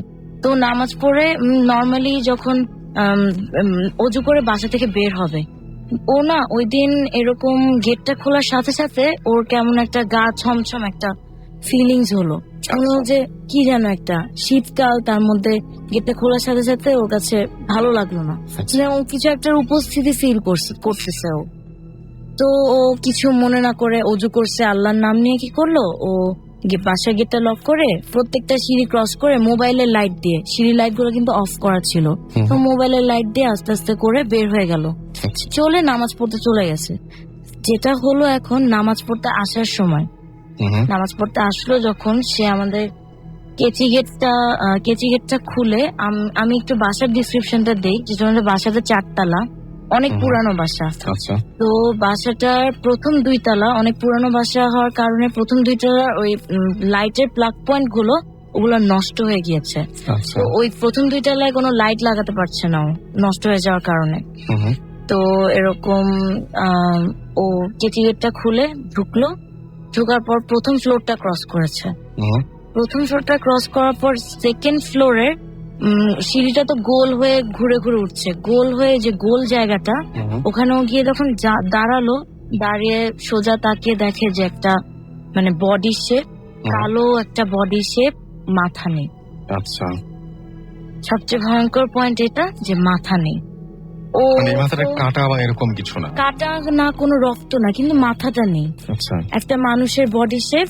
ও যেভাবে আমাকে আজকে বললো যে আমি দেখলাম যে কারণ অন্ধকারের মধ্যে ও কি পরে আছে বোঝা যাচ্ছে না, কিন্তু মনে হলো যে কালো লম্বা জ্যাকেটের মতো কিছু একটা পরে আছে। তো ও এরকম যখন দেখলো যে ও সিঁড়ির রেলিং এর সাইডে, আর মাথা নেই যে বডিটা, ওটা হলো গিয়ে ওর বাম পাশে ফার্স্টে ও যখন তাকালো দেখলো যে ওই শেপটা ওর দিকে ঘুরলো। রাসেল ভাই, শেপটা যখন আমাদের দিকে ঘুরে, মাথা না থাকলে বডিটা ঘুরলো তো বোঝা যায়, হালকা করে ওর দিকে ঘুরলো। ঘোরার পর ও এতটা ভয় পেয়েছে, ও ফিল করবে কি, ফিল করার যখন ভয় পাচ্ছে তখনই ওই শেপটা কি করলো, ওর গায়ের সাথে ঘেঁষে বাম পাশ দিয়ে ক্রস করলো। ক্রস করে ও যখন ক্রস করছে ফুটস্টেপের আওয়াজ পেয়েছে, আমার মামা ফুটস্টেপের আওয়াজ পেয়েছে। ওর সাথে সাথে এক চিৎকারে, সুরাও বলতে পারছিল না, এত ভয় পেয়েছে ও, সুরাটাও ও বলতে পারছিল না, কোনো সুরাই ওর মাথায় আসছিল না। এক চিৎকারে ও উপরে দৌড় দিয়ে চলে গেছে। আর যখন ও উপরে দৌড় দিয়ে চলে যাচ্ছিল তখন পিছে তাকিয়ে দেখে যে, মানে চলে যাওয়ার আগে পিছে একবার তাকালো যে এটা কে ক্রস করলো আমাকে, এরকম ভয়ঙ্কর একটা জিনিস। পিছে তাকিয়ে দেখে কিছুই নেই। উপরে দৌড় দিয়ে ও, আমার মামি যেটা বললো যে সাধারণত 2টা কলিং বেল বাজায়, ওই দিন মানে আনকাউন্টেবল কলিং বেল বাজাচ্ছিল। আমার মামির খুলতে জাস্ট কয়েক সেকেন্ড, কিন্তু এর মধ্যে অনেকগুলো কলিং বেল বাজিয়ে ফেলেছে। ঢুকে দেখে যে অনেক ঘেমে গেছে ও। তারপর তো 3 দিন ধরে ওর জ্বর। আচ্ছা, 3 দিন ধরে ওর জ্বর। এরপর থেকে রাসেল ভাই, এটা তো রিসেন্ট ঘটনা, এরপর থেকে অনেক কিছুই হচ্ছে। মাঝখানে বন্ধ ছিল, অনেক কিছু হচ্ছে। এটা আচ্ছা, আমরা তাহলে এক একটা শুনবো। আমাদেরকে দিলবার বহুত এসএমএস করছেন ফ্রম গেট থেকে। রাসেল ভাই, আজকের কাহিনীগুলো চরম লাগছে, শুনে ভয় লাগছে। শোভন লিখেছেন যে ভাইয়া, যতটুকু না ভয় হচ্ছে তার চেয়েও বেশি টেনশন হচ্ছে আমার আদরের আপু মুক্তার জন্য, কজ ও আমার চাইতে অনেক বেশি ভীতু। শুভ অ্যান্ড বিজয় লিখেছেন ভাইয়া, এটা আমাদের ফার্স্ট এসএমএস, না পড়লে মাইন্ড করবো। কারণ প্রথম এসএমএস আমি পড়তে পারছি, কেউ অনেকগুলো পাঠানোর পরে পড়তে পারছি না, আমি রিয়েলি সরি, এটা একেবারে আমার হাতে নেই। বাবু লিখেছেন যে আমি নর্মালি ভূত এফএম শুনি না, বিকজ ফুল উইক রাতে ঘুমাতে পারি না, আজকে শুনছি তোমাকে এসএমএস করার জন্য, আর তুমি আমার এসএমএস একটাও পড়লা না। আচ্ছা, পড়ে ফেললাম ভাই, আই এম রিয়েলি সরি। এছাড়া এর বিষয়ে কিছু বলার নেই। ইমন নারায়ণগঞ্জ থেকে আমাকে এসএমএস করেছেন, ভূত এফএম শুনতে শুরু করার পর থেকে আমি থাকতে পারি না, অন্ধকারে থাকতে পারি না, থাকতে পারি না একা, কি হলো জানি না। আচ্ছা, কিছুই হয়নি, ভূত এফএম এর আসর হয়েছে আপনার উপরে। লিটু আমাদের এসএমএস করেছেন ফ্রম নরসিংদী থেকে, যে নারিকেল গাছ নিয়ে যে ঘটনাটা শুনলাম সেই ঘটনাটা চরম হয়েছে। থ্যাংক ইউ, আমি জানাবো তাসমিয়াকে যিনি ঘটনাটা বলেছেন। আমাকে ফাহিম লিখেছেন যে রাসেল ভাই, তাসমিয়া যে ঘটনাটি বললেন ওনার ঘটনাটা সঠিক এবং আমার কাছে ঠিক মনে হচ্ছে, কারণ আমার মাকে নিয়েও এরকম একটা ঘটনা হয়েছে এবং আমার মা এরকম একটা ঘটনা এক্সপিরিয়েন্স করেছেন, এবং এটা হচ্ছে সিদ্দিক বাজার থেকে তিনি এসএমএস করেছেন। ওকে, তন্নি আমাদের এসএমএস করেছেন সুজানা ফ্রম নারায়ণগঞ্জ থেকে, এবং তিনি ভূত এফএম অনেক ভালো লাগে, সব মিস করলেও ভূত এফএম মিস করি না, প্লিজ এসএমএসটা পড়ো। আমি এসএমএসটা পড়ে ফেললাম। আহসান আমাদের এসএমএস করছেন মিরপুর থেকে, রাসেল ভাই অভিমান নেই, টেক্সট পড়ার জন্য থ্যাঙ্কস। হেডফোনটা নষ্ট ছিল, একটা পরিচিত শপ থেকে 12:48 নতুন হেডফোন কিনে ভূত এফএম শুনছি। ওকে, থ্যাংক ইউ আমাদের এত কষ্ট করে আমাদের সাথে থাকার জন্য। আর যারা এখন এসএমএস পাঠানি বা পাঠাতে যাচ্ছেন তাদেরকে বলবো, মোবাইলের মেসেজ অপশনে গিয়ে টাইপ করুন SHOUT শাউট স্পেস আপনার নাম স্পেস আপনার মেসেজ পাঠিয়ে দেন 940 নাম্বারে। গিট্টু মিয়া আমাদের এসএমএস করছেন অনেক ঢাকা থেকে, লিখেছেন আই লাভ ভূত FM, please read my SMS. পড়ে ফেলাম আপনার এসএমএস। মাহবুবুর রহমান আমাদের এসএমএস করেছেন আমাদেরকে সাব্বিদ। এছাড়াও এসএমএস করেছেন আমাদেরকে আহসান মিরপুর থেকে আবারও, এবং আমি আরমান আমাদের এসএমএস করেছেন। এছাড়াও আমাদেরকে দেখতে পাচ্ছি এসএমএস করেছেন মাহবুবুর রহমান চিটাগং থেকে, আমাদেরকে এসএমএস করেছেন মোহাম্মদ আলী। এছাড়াও আমাদেরকে এসএমএস করেছেন, আচ্ছা তিনি এসএমএস করেছেন বদরগঞ্জ থেকে। আমাদেরকে সৌরভ রাজশাহী ইউনিভার্সিটি থেকে এসএমএস করেছেন, খুব ভয় লাগছে আজকে তাই বলেছেন। এই ক্রেডিট পুরোটাই আমাদের গেস্টদের, তৃষাত, তারপরে তোজো, সামার, হাফিজ, সজীব নরসিংদী থেকে আমাদের এসএমএস করেছেন, তারা সবাই ভূত এফএম শুনছেন। রাজেশ, তারপরে হচ্ছে রাজনীর যশোর থেকে আমাদের এসএমএস করেছেন। এছাড়া আমাদের এসএমএস করেছেন আজিজ বংশাল ঢাকা থেকে। সো যারা এতক্ষণ আমাদের এসএমএস করছেন, আমান এসএমএস করেছেন আমাদেরকে। সো যারা এসএমএস করছেন তাদেরকে অনেক থ্যাঙ্কস আমাদেরকে এসএমএস পাঠানোর জন্য। জানেন নিশ্চয়ই যে এয়ারটেল নাম্বার থেকে বা অন্য যে কোনো নাম্বার থেকে আপনি টাইপ করতে পারেন SHOUT শাউট স্পেস আপনার নাম স্পেস আপনার মেসেজ পাঠিয়ে দিতে পারেন 9840 নাম্বারে। যারা আমাদেরকে ইমেল করতে চান তারা ইমেল অ্যাড্রেসে লিখে নিন bhutfm@radiofurti.fm। আশা করবো যে সামনের যে সপ্তাহ সেই সপ্তাহতে আমি আরো অসংখ্য গেস্ট নিয়ে আবারও ভূত এফএমে বসতে পারবো। ঢাকার গেস্টটা গা ঢাকা দেবেন না এবং বলবেন যে না, মানে অবশ্যই বলবেন না যে আমার ঘটনাটা পড়ে শোনান। আর এদিকে আরেকটা ঘটনা আমি জানিয়ে দিই, সেটা হচ্ছে যে এয়ারটেলের এম রেডিওর মাধ্যমে আপনি আজকে শোটা যদি আনফরচুনেটলি মিস করে থাকেন তাহলে আবারও শুনতে পারবেন। আপনাকে ডায়াল করতে হবে আপনার এয়ারটেল নাম্বার থেকে 4040 সিলেক্ট করতে হবে চ্যানেল 22 এবং তারপরে দেখবেন যে আপনি একের পর এক এপিসোডের অপশনগুলো পাচ্ছেন এবং আপনার যে এপিসোডটি মিস হয়েছে, যে এপিসোডটা আপনি শুনতে পারেননি, সেই এপিসোডটি আপনি আবারও শুনতে পাবেন। এবং এখন লিসনাররা ভূত এফএম যে কলার টিউনটি রয়েছে সেটা তার কলার টিউন অথবা মাই টিউন হিসেবে সেট করতে পারবেন। এই জন্য আপনাকে যেটা করতে হবে, ভূত এফএম কলার টিউন কোডটা মনে রাখতে হবে। দ্য কোড নাম্বার ইজ 92125 এবং এটা আপনাকে মনে রাখতে হবে এবং আপনি অ্যাক্টিভেট করতে পারেন মাত্র একটি SMS পাঠিয়ে। এটি আপনার সেলফোনের মেসেজ অপশনে গিয়ে টাইপ করুন সিটি স্পেস দিয়ে 92125 এবং পাঠিয়ে দিন 3123 নাম্বারে। আমরা আসবো ছোট্ট একটা ব্রেকের পরে আবারও আপনাদের কাছে ফিরে এবং নতুন ঘটনা, আরো কিছু নতুন অতিথিদের নিয়ে। সেই পর্যন্ত সবাই রেডিও ফুর্তির সাথে থাকুন। ফিরে আসছি একটা গানের পরেই এবং এই গানটা আমাদের একটু আগে যিনি আমাদেরকে ঘটনা বলছিলেন তার গাওয়া আজিজুল আবেদিন, তার একটা মানে গান শুনিয়ে আমরা একটু পরে ফিরে আসছি। So stay tune.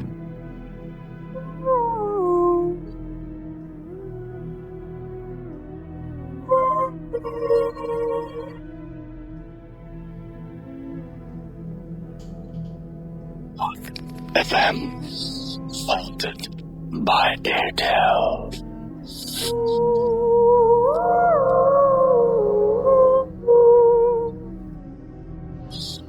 শুনছেন সবসময় রেডিও ফুর্তির সাথে আছে রাসেল। চলছে ভূত এফএম হন্টেড বাই এয়ারটেল। পাচ্ছি আপনাদের SMS।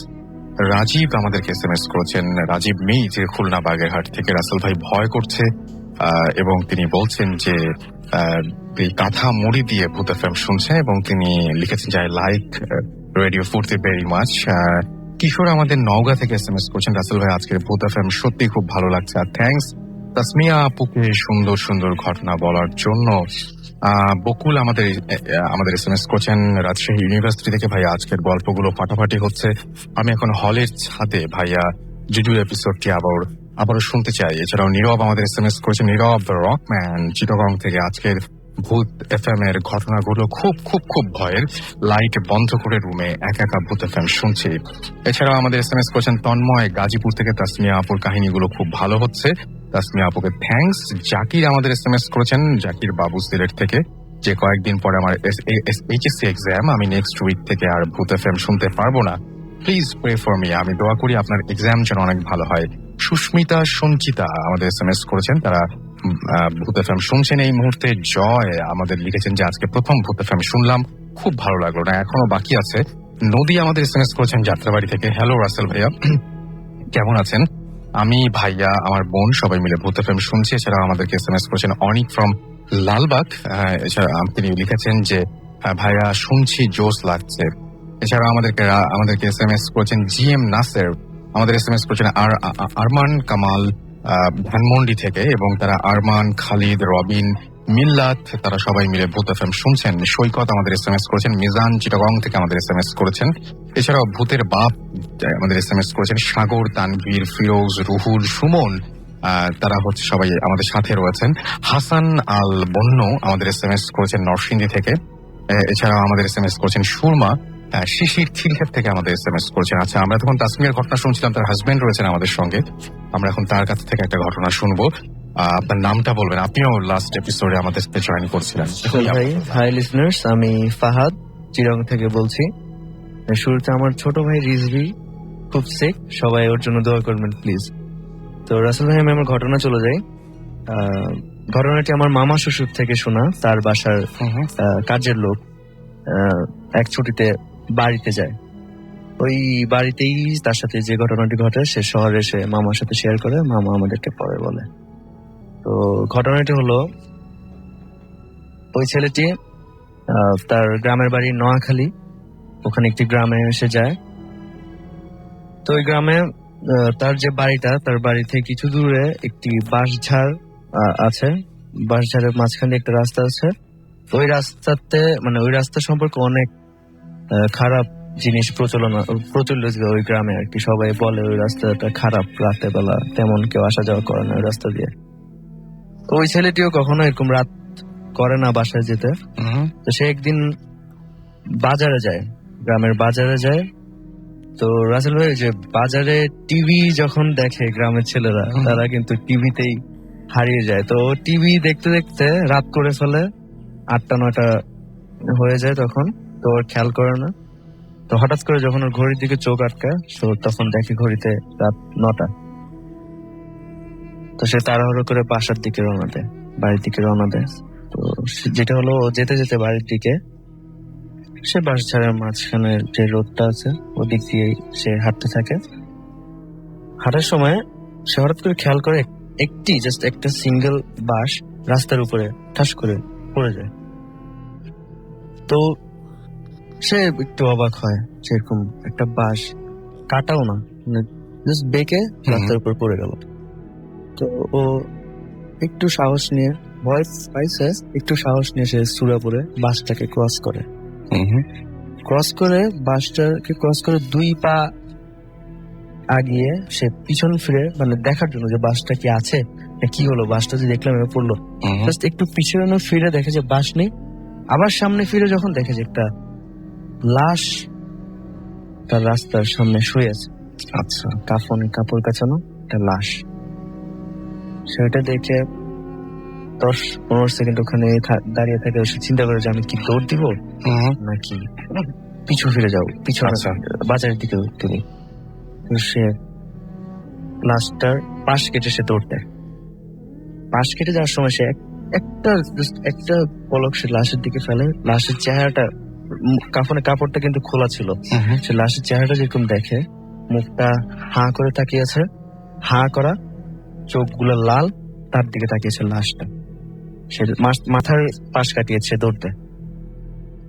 সে খুবই ভয় পায়। সে যখন ওই বাঁশঝাড়ের মাঝখান দিয়ে লাশটাকে ক্রস করে দৌড়তে থাকে, তখন সে পিছনের থেকে অনেক রকম আওয়াজ, পাখি ডাকছে, বিভিন্ন রকম জন্তু জানোয়ার ডাকছে, যেগুলো ওই গ্রামে থাকা কোনোভাবেই পসিবল নয়।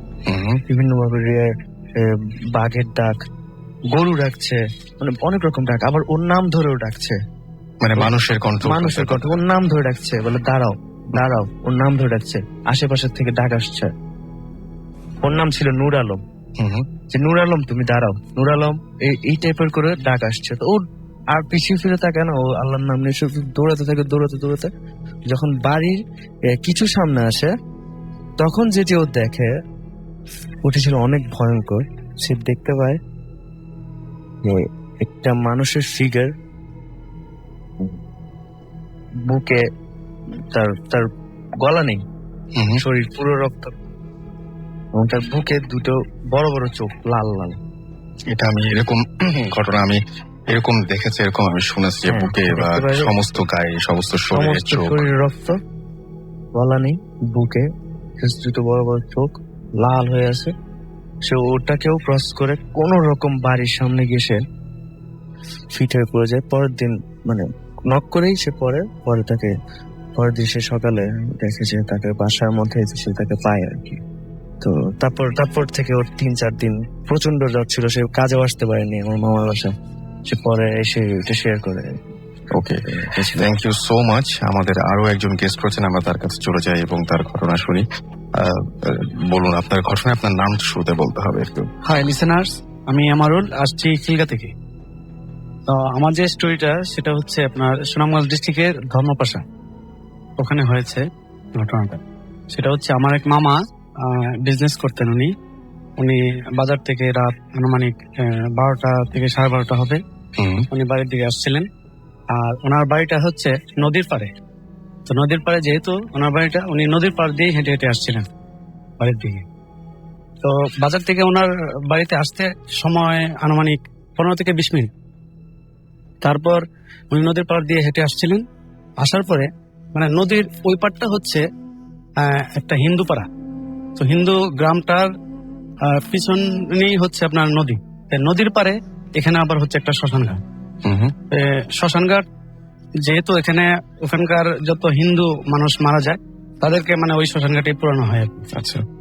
আর আমার মামা যে ওনার বাড়িটা শ্মশান ঘাটের ঠিক অপর পাশে, নদীর ওই পারে। হুম। তো উনি হেঁটে আসছিলেন, 4-5 মিনিটের রাস্তা আসার পরে উনি হঠাৎ করে খেয়াল করলেন যে শ্মশান ঘাটের দিকে একটু আগুন দেখা যাচ্ছে, আচ্ছা। আগুন জ্বলছে। তো উনি দেখে ফার্স্টে একটু চমকে গেলেন যে শ্মশান ঘাটে তো লাশ না পোড়ালে তো আগুন জ্বলে না সাধারণত। আচ্ছা। তারপরে উনি খুব একটা ইয়ে দিলেন না, তারপরে আবার উনি হাঁটতেছিলেন, আর একটু সামনে যখন আসলো তখন আগুনটা আরো বড় আকারে মানে উনি দেখতে পাচ্ছেন। হুম। তখন উনি ভাবলেন যে এই ব্যাপারটা কি, উনি একটু দাঁড়ায় আছেন এখানে, দাঁড়ায় থেকে মানে খেয়াল করতেছেন যে বিষয়টা আসলে কি। এখানে যদি কোনো মানুষ যদি মারা যায় তাহলে আমি তো ঠিক ফাঁসি, আমি তো জানতাম। ঠিক আছে, তারপরে উনি ভয় কোনো কাজ করে নাই। তারপরে উনি আরো সামনে গেলেন, ওনার বাড়ির ঠিক কাছাকাছি যখন চলে গেলেন তাহলে ঠিক অপর পাশেই হচ্ছে শ্মশানঘাটটা, একদম সরাসরি। তখন উনি যেটা দেখতে পান, আগুন অনেক বড় আকারে ধারণ করতেছে, আর ওখানে 4টা লোক চারপাশে দাঁড়ায় আছে, হাতে 4 জনের হাতে 4টা বাঁশ। আচ্ছা। তো বাঁশ নিয়ে ওনারা ওখানে মানে কি জানি করতেছে। তারপরে উনি যেটা দেখলো যে একটা লাশ এখানে পোড়ানো হচ্ছে। আচ্ছা। তো লাশটা পোড়ানো হচ্ছে, তো লাশটা একটু পরে পরে মানে লাফ দিয়ে উপরের দিকে উঠে যায়। হ্যাঁ, লাশটা উপরের দিকে উঠে যায়, 4টা হাত পা মানে একদম ক্লিয়ার দেখা যাইতেছে। তো উনি তখন ভাবতেছে যে লাশ আসলে এরকম তো হয়। হ্যাঁ, তখন উনি মানে ভয় পায় না আর কি ব্যাপারটা, যে লাশ তো অনেক সময় পুরাইলে, আমি যদিও দেখি নাই তবে শুনছি যে লাশ পুরাইলে লাশ নাকি একটু মানে উপরের দিকে উঠে যায় অনেক সময়। আচ্ছা। তখন উনি আবার এখানে দাঁড়ায় বারবার দেখতেছে। তখন 4টা লোকের দিকে উনি ফলো করতেছে, যে একদম ওনার বাড়ির যেহেতু সামনে শ্মশানঘাটটা, এই গ্রাম মানে সবাইকে মোটামুটি একটু চিনে, দেখে আমি কাউকে চিনতে পারি কিনা। তো উনি কাউকে চিনতে পারতেছে না, মানে চেহারা দেখার জন্য চেষ্টা করতেছে, কিন্তু কোনো মানুষের চেহারা দেখা যাচ্ছে না, হাত পা দেখা যাচ্ছে। হ্যাঁ, আর চেহারাটা দেখা যায় অন্ধকার মানে একদম, আর হাত পা গুলি মানে অনেক লম্বা লম্বা। তারপরে উনি দাঁড়ায় দাঁড়ায় বারবার একই দৃশ্য দেখতে, লাশটা অনেক উপরে উঠে যাচ্ছে, আর বাঁশ দিয়ে লাশটাকে নিচের দিকে মানে তার নামায় দিতেছে। দেওয়ার পরে উনি দেখতে দেখতে যখন মানুষগুলি, তারপরে উনি চিন্তা করতেছে লাশ পুরাইলে তো সাধারণত আশেপাশে লোকজন থাকে, অনেক লোকজন থাকে, আত্মীয় স্বজন থাকে, যারা পুরায় তারা একদম মানে সামনে থাকে, আর পিছনে অনেক লোকজন থাকে। তো উনি ফলো করতেছে যে আশেপাশে কোনো লোকজন নেই, অনেক অন্ধকার, আগুন জ্বলতেছে, লাশ উপরের দিকে উঠতেছে, আর বাঁশ দিয়ে তারা বারবার নিচে দিকে নামায়।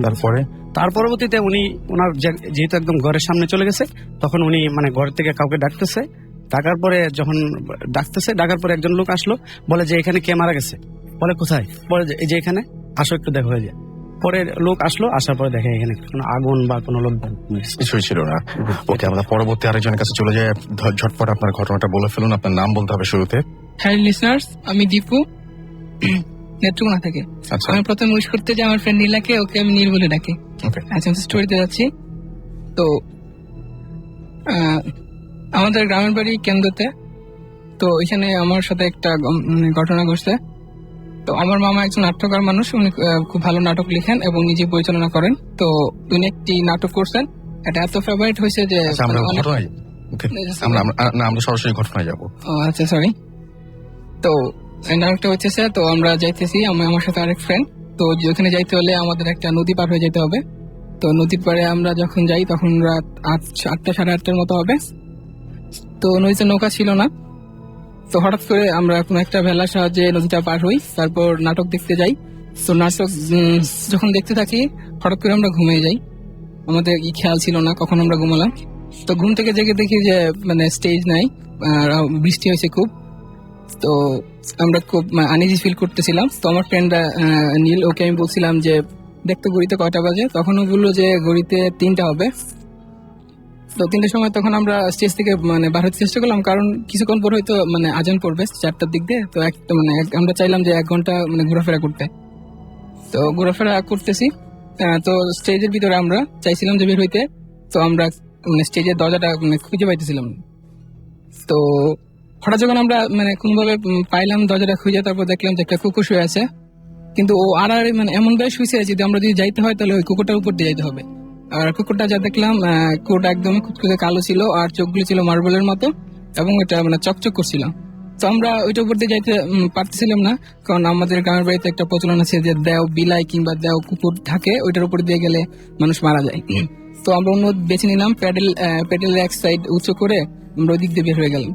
তারপর বের হয়ে যাওয়ার পর আমরা দেখতে পেলাম যে কুকুর একটা ছিল, সেখন আর একটা নাই। ওটা দ্বিগুণ হচ্ছে 1টা থেকে 2টা, 2টা থেকে 4টা, 4টা থেকে 8টা, এবং তারা সার্কেলি আমাদেরকে ঘুরে ফেলছে। তো আমার ফ্রেন্ড বলতেছে যে ভয় পাস না, আমরা তো গ্রামে এরকম অনেক অনেক শুনছি, সেটা কোনো ব্যাপার না। তারপর আমরা আল্লাহর নাম নিয়ে হাঁটতে থাকলাম। হাঁটতে হাঁটতে একটা মসজিদ পেলাম, মসজিদের টিউবওয়েলে গেলাম এবং উজু করলাম এবং টিউবওয়েলে অনেক জোরে চাপতেছিলাম যাতে মানে ইমাম সাহেব উঠেন যদি থাকে লোকজন, কিন্তু এত আওয়াজ হচ্ছিল কিন্তু কারো কোনো রেসপন্স পাচ্ছিলাম না। হঠাৎ করে দেখি কুকুর বলি নেই। তারপর আমরা গ্রামটা পার হই, তারপর নদীর পাড়ে আসি। তখন বৈশাখ মাস, পানি আসতে শুরু করছে। তো জোয়ার আসছে, সেদিকে আমাদের খেয়াল নাই যে জোয়ারে পানি বাড়ছে, কারণ আমরা যখন পার হই তখন তো বেশি পানি ছিল না। তো নদীর পাড়ে যাই আমরা সরাসরি লাফ দেই, কিন্তু এখানে পানি ছিল না, শুধু মানে আমাদের একটা হয়তো বা হ্যালুসিনেশন হয়েছে, কিন্তু জাপ যাওয়ার পর আমরা এখানে ব্যথা পাই। তো ওকে বললাম তো পানি তো নাই, তো আমরা তো হাইটিয়ে পার হতে পারবো নদীটা, মনে কোমর পানি পর্যন্ত হবে। কিন্তু যে না আমরা ওইখানে মানে সেট হইতে যাই, দাঁড়াইতে যাই, দেখি যে আমরা মানে তাই পাচ্ছিলাম না, অনেক অনেক নিচে মানে আমরা ডুবে যেতেছিলাম। আমরা অনেক অনেক চিৎকার করতেছিলাম, তো কিন্তু পারছিলাম না। তো হঠাৎ কোত্থেকে একটা গামছা আমার হাতে আসলো এবং ওইটা নিজে নিজেই আমাদেরকে সেফলি ওই পারে নিয়ে গেল। তো আমি যখন উঠলাম, আমার ফ্রেন্ড সহ দুজন উঠলাম, দেখলাম যে একটা ছেলে দাঁড়িয়ে আছে, ওর হাতে গামছাটা যেটা ধরে আমরা উঠছি। সবচেয়ে মজার বা ভয়ঙ্কর বিষয় হলো যে আমি যে গামছাটা ধরে উঠলাম ওইটা ভিজা ছিল না, শুধু আমি যে জায়গাটায় দৌড়ছি সেটাই ভিজা ছিল, আর ওইটা মানে ওই বৈশাখের মৃদু হাওয়ায় ঝুলছিল এবং হাতে লাগতেছিল, যেটা একদম ভিজা না।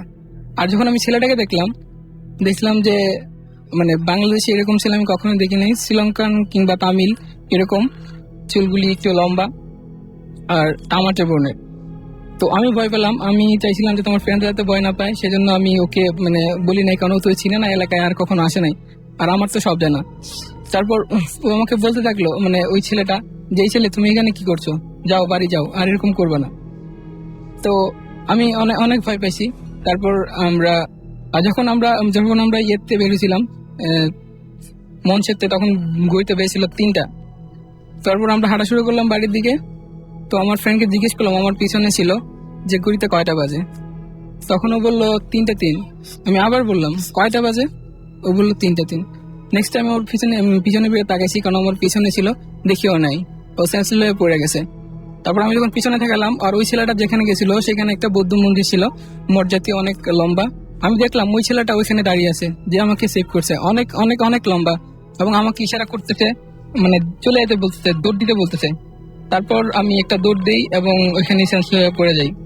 ওকে, থ্যাংক ইউ সো মাচ আপনাকে আপনার ঘটনার জন্য। আমরা একটা ইনফরমেশন দিতে চাই সবাইকে যারা এখন আমাদের সাথে ভূত এফএমে আছেন। আমরা কালকে শেষ করেছি এশিয়া কাপ, এবং এশিয়া কাপে আমরা জিততে পারিনি। সবচাইতে বেশি কন্ট্রিবিউট করেছেন যিনি, তাদের মধ্যে একজন, এবং আমার খুবই খুবই খুবই খুবই প্রিয় প্লেয়ার। আমার মনে হয় যে যতজন এখন ক্রিকেটার রয়েছেন তার মধ্যে আমি সবচেয়ে বেশি পছন্দ করি সেই সাকিব আল হাসান।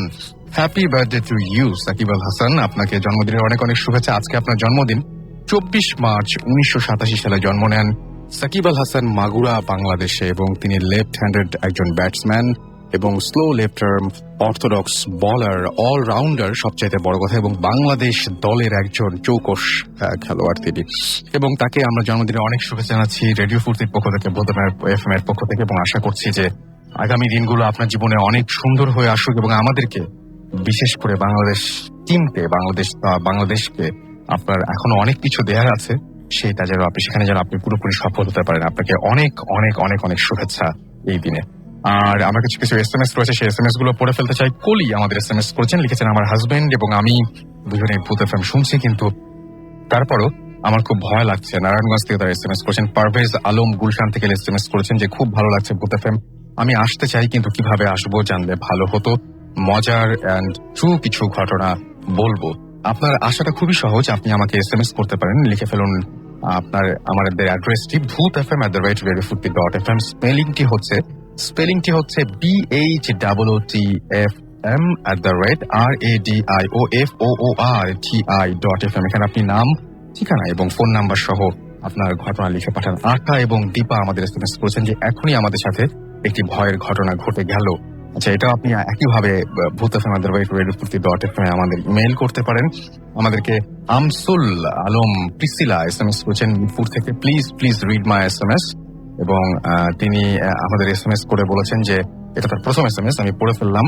আমাদেরকে এছাড়াও কায়নাথ SMS করেছেন, কায়নাথ থেকে লিখেছেন যে ফাহাদ ভাইয়ের ঘটনাটা সত্যি, আমি এরকম ঘটনা আমার দাদুর কাছ থেকে শুনেছি। জয়পাল আমাদের চিটাগং থেকে লিখেছেন যে ভাই আজকের ভূত ফিল্ম শুনতে ভালো লাগছে, বাট আপুর কাহিনীগুলো বিন্দাস, প্লিজ আপুকে আর একবার সুযোগ দিন। হ্যাঁ, তিনি আসবেন আর একটু পরে, আবারও তার কাছে যাবো। রাসেল ধানমন্ডি থেকে SMS করেছেন, রাসেল ভাই খুব ভয় করছে কারণ আমাদের এলাকায় ইলেকট্রিসিটি নেই। ওকে।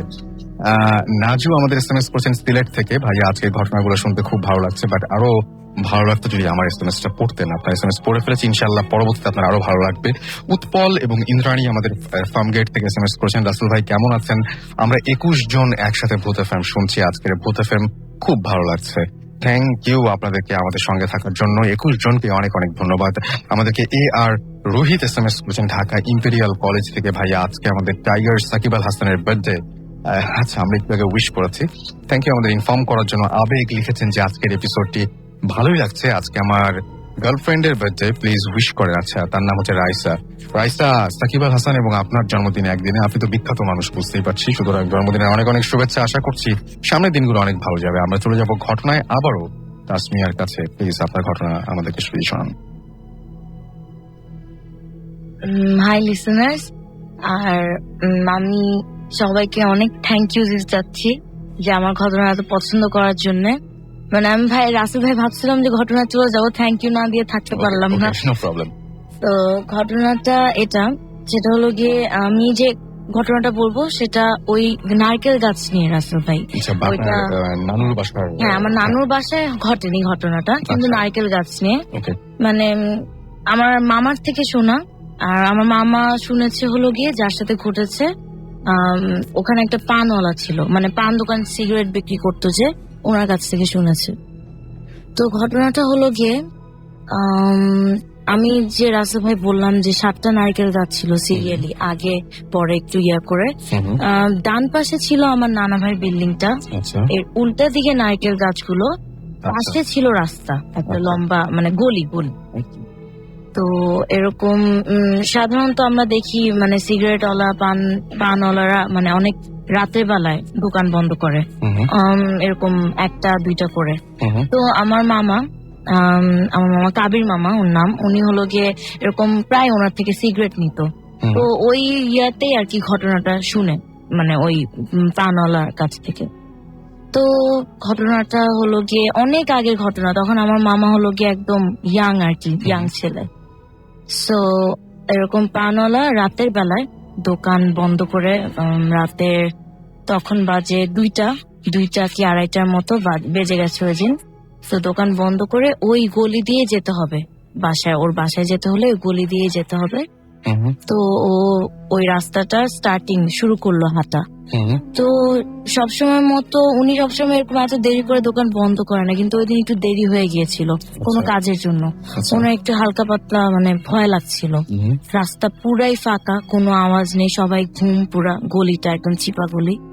হাঁটতে হাঁটতে হাঁটতে 7টা নারকেল গাছ সিরিয়ালি, 7 নাম্বার গাছটা শেষের দিকে এরকম যাচ্ছে। আমরা তো সবাই সোজা তাকিয়ে হাঁটি, তো সোজা তাকিয়ে হাঁটি। তো এরকম তাকিয়ে যাচ্ছে, দেখে যে তার চোখ বরাবর এরকম নিচের থেকে সাধারণ আকৃতির থেকে বেশ বড় আকৃতির একটা গরুর রান ঝুলছে।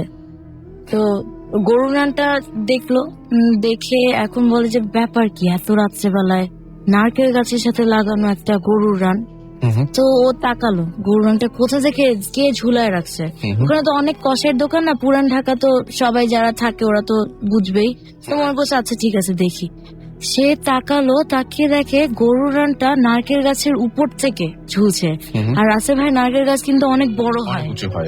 সে তাকিয়ে দেখে যে এত বড় একটা গরুর রান এই রাতের বেলায়। তো মানে অনেক বয়স্ক লোক, স্বাভাবিকভাবে তাদের সাহস থাকে, ভয় থাকলেও সাহস খাটায় তারা। তাকিয়ে যখন উপরে তাকালো, সাথে সাথে দেখে গরুর রানটা যে ঝুলছে এর পাশে একটা মানে লাল শাড়ি পরা, মানে লাইট, মানে খুব ব্রাইট লাগছে লাল শাড়িটা যে পরে আছে, মানে প্যাঁচানো, মুখ দেখা যাচ্ছে না, ঘুমটা দিয়ে ঢাকা, এরকম বউয়ের মতো করে বসে আছে, হাত পা গুটিয়ে এভাবে একদম নারকেল গাছের উপরে বসে আছে, লাল শাড়ি পরা, এরকম বোঝার চেষ্টা করতেছে যে ব্যাপার কি, রান ঝুলানো, এর একদম উপরে পাশে আবার লাল শাড়ি পরা এরকম বসে আছে। তো ও তাকে দেখতে একদম কয়েক সেকেন্ডের মধ্যে এগুলো হচ্ছে রাসেল ভাই। দেখে যে হাতটা গুটিয়ে বসে আছে, তখন কিন্তু হাতটা দেখে নেই। তারপর দেখলো যে শাড়ির ভিতর থেকে, মানে এরকম করে গুটিয়ে বসে শাড়ির ভিতর থেকে একটা হাত বের হলো, চিকন হাড্ডি হাত, মানে কঙ্কালের হাতগুলো যেরকম চিকন হয় ঠিক ওরকম হাত, কিন্তু কঙ্কালের হাড্ডি না, মানে চামড়া আছে একদম চিকন কিন্তু ছিলা মানে ছিলে গেছে একটু, কেমন যেন গোস্ত বের হয়ে গেলে যেরকমটা হয় এরকম বের হয়ে হাতটা এভাবে নিচের দিকে, মানে গরুর মানে মাংসটা যেখানে, রানটা যেখানে, ওই নিচের দিকে ভাবে হাতটা আগালো। আচ্ছা, আগিয়ে মানে এক হাত আগিয়েছে নিচে, আর আরেক হাত দিয়ে গরুর রানের পাটা যেখানে, ওই যে ঝুলছে যেখান থেকে রাসেল ভাই, ওখানে ধরে, আর ডান মানে আরেক হাত এভাবে নিচে নেমে নখগুলা বিরাট এরকম গরুর রানের মাংসগুলা কাটছে নখ দিয়ে কাটছে। এটাও সেই ওই একই এলাকার ঘটনা, ওই গলিতে নখ দিয়ে এভাবে কাটছে, মানে আঁচড়িয়ে এভাবে মাংসটাকে ছিঁড়ছে। ও দেখে, ওকে কিন্তু পানাওয়ালাটাকে কিছু করেনি, ও কিন্তু এগুলো দেখে সাথে ওখানে মানে সেন্সলেস হয়ে পড়ে গেছে। ও পরে যখন ওর ঘুম ভাঙলো, ওর বাসায় নিজেকে পেয়েছে, পরে যে বাসায় যখন জিজ্ঞেস করলো, ও তো তাকে তখন ওই ফজরের টাইমে সবাই নামাজ পড়তে বের হয়, এলাকার ওরা সবাই চিনে যে এটা তো ওই পানওয়ালা, সবাই নিয়ে বাসায় পৌঁছে যায়। তো আমার মামা এরকম পানওয়ালা দোকানে যায়, তো গিয়ে যেটা আমি বলবো যে পানওয়ালা মানে এত ভয় পেয়েছে, ওদের দোকান ছেড়ে দিচ্ছে, আর দোকান করবে না রাতে। তো আমার মামা বলে কি হয়েছে মামা, মানে ব্যাপার কি? পরে আমার মামাকে বললো যে মামা এই আর কি ঘটনা আমার সাথে। তো এবার আর সাহস করতে পারেনি রাসেল ভাই। ওকে, আমরা ওনার একটা ঘটনা শুনবো। ছোট্ট করে নাম বলে একটা ছোট্ট ঘটনা শুনে ফেলি আমরা। কোনো ঘটনা কি আছে এই মুহূর্তে? তাহলে ছোট্ট করে একটা ঘটনা শুনি আমরা। হ্যালো লিসেনার্স, আমি ফাহাদ। রাসেল ভাই থ্যাংক ইউ। ঘটনা জার্নি যেটা হচ্ছে এই লাস্ট একদম মূল জায়গাটা শুনি, যেহেতু হাতে একদম সময় কম, আর 2-3 মিনিট আছে। লাস্ট শীতের ঘটনা। আমরা সাতকানিয়া যাচ্ছিলাম ফ্রেন্ডরা মিলে রাতের বেলা, পরের দিন প্রোগ্রাম ছিল। তো ওখানে যেটা হলো, সাতকানিয়ার আগে একটা লোহাগাড়া এলাকা আছে, তো প্রচুর শীত, কুয়াশা, রাস্তা কিছু দেখা যাচ্ছে না, মানে 20 গজ আগে কিছু দেখা যাচ্ছে না, গাড়ি খুব স্লো চালাতে হচ্ছে। তো আমি গাড়ির পিছনে মাঝখানে বসছি, সামনে ড্রাইভার, তার লেফট সাইডে একজন আমার ফ্রেন্ড, পিছনে মাঝখানে আমি, আমার ডানে একজন বামে একজন, এভাবে আমি মাঝখানে বসা। তো আমি ঘুমাতে পারছি না, রাতে আমি ঘুমাতে পারছি না, তখন 1-2 বাজে। আমি রাস্তার দিকে তাকিয়েছি, খুব কুয়াশা। তো পুরো রাস্তায় এরকম কিছু দূর কুয়াশা থাকে, আবার কিছু দূর খুব ক্লিয়ার, তখন একটু গাড়ি জোরে চালায়, আবার যখন কুয়াশা আসে গাড়ি স্লো। তো লোহাগাড়ার যে এরিয়াটার সামনে, ওখানে আমি শর্ট করে বলতেছি, একদম শর্ট করে, হ্যাঁ, যেহেতু সময় নেই। ওই স্পটে দুই পাশেই কিছু নেই, কোনো বাসা নাই, সব বড় বড় গাছ, জঙ্গল, কোনো বাসা নেই, একদম গুটগুট অন্ধকার, একটা গাড়িও নেই রাস্তায়। আর রাস্তাটা খুব ন্যারো, কিন্তু কক্সবাজার হাইওয়ে রাস্তাটা খুবই ন্যারো। তো ড্রাইভার খুব কেয়ারফুলি চালাচ্ছে, আমি তো রাস্তার দিকেই তাকিয়েছি।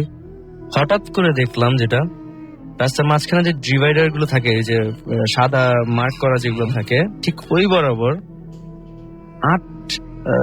8 থেকে 8.5 ফিট উঁচু একটা লম্বা মানুষ, পুরা গায়ে সাদা চাদর পেঁচানো, হজের সময় যেরকম এরম পরে ওই টাইপের করে, হ্যাঁ, মাথা দেখা যাচ্ছে না, বুঝতেছি একটু শেপ বোঝা যাচ্ছে, লম্বা চিকন একটা মানুষ রাস্তার মাঝখান দিয়ে ভেসে যাচ্ছে।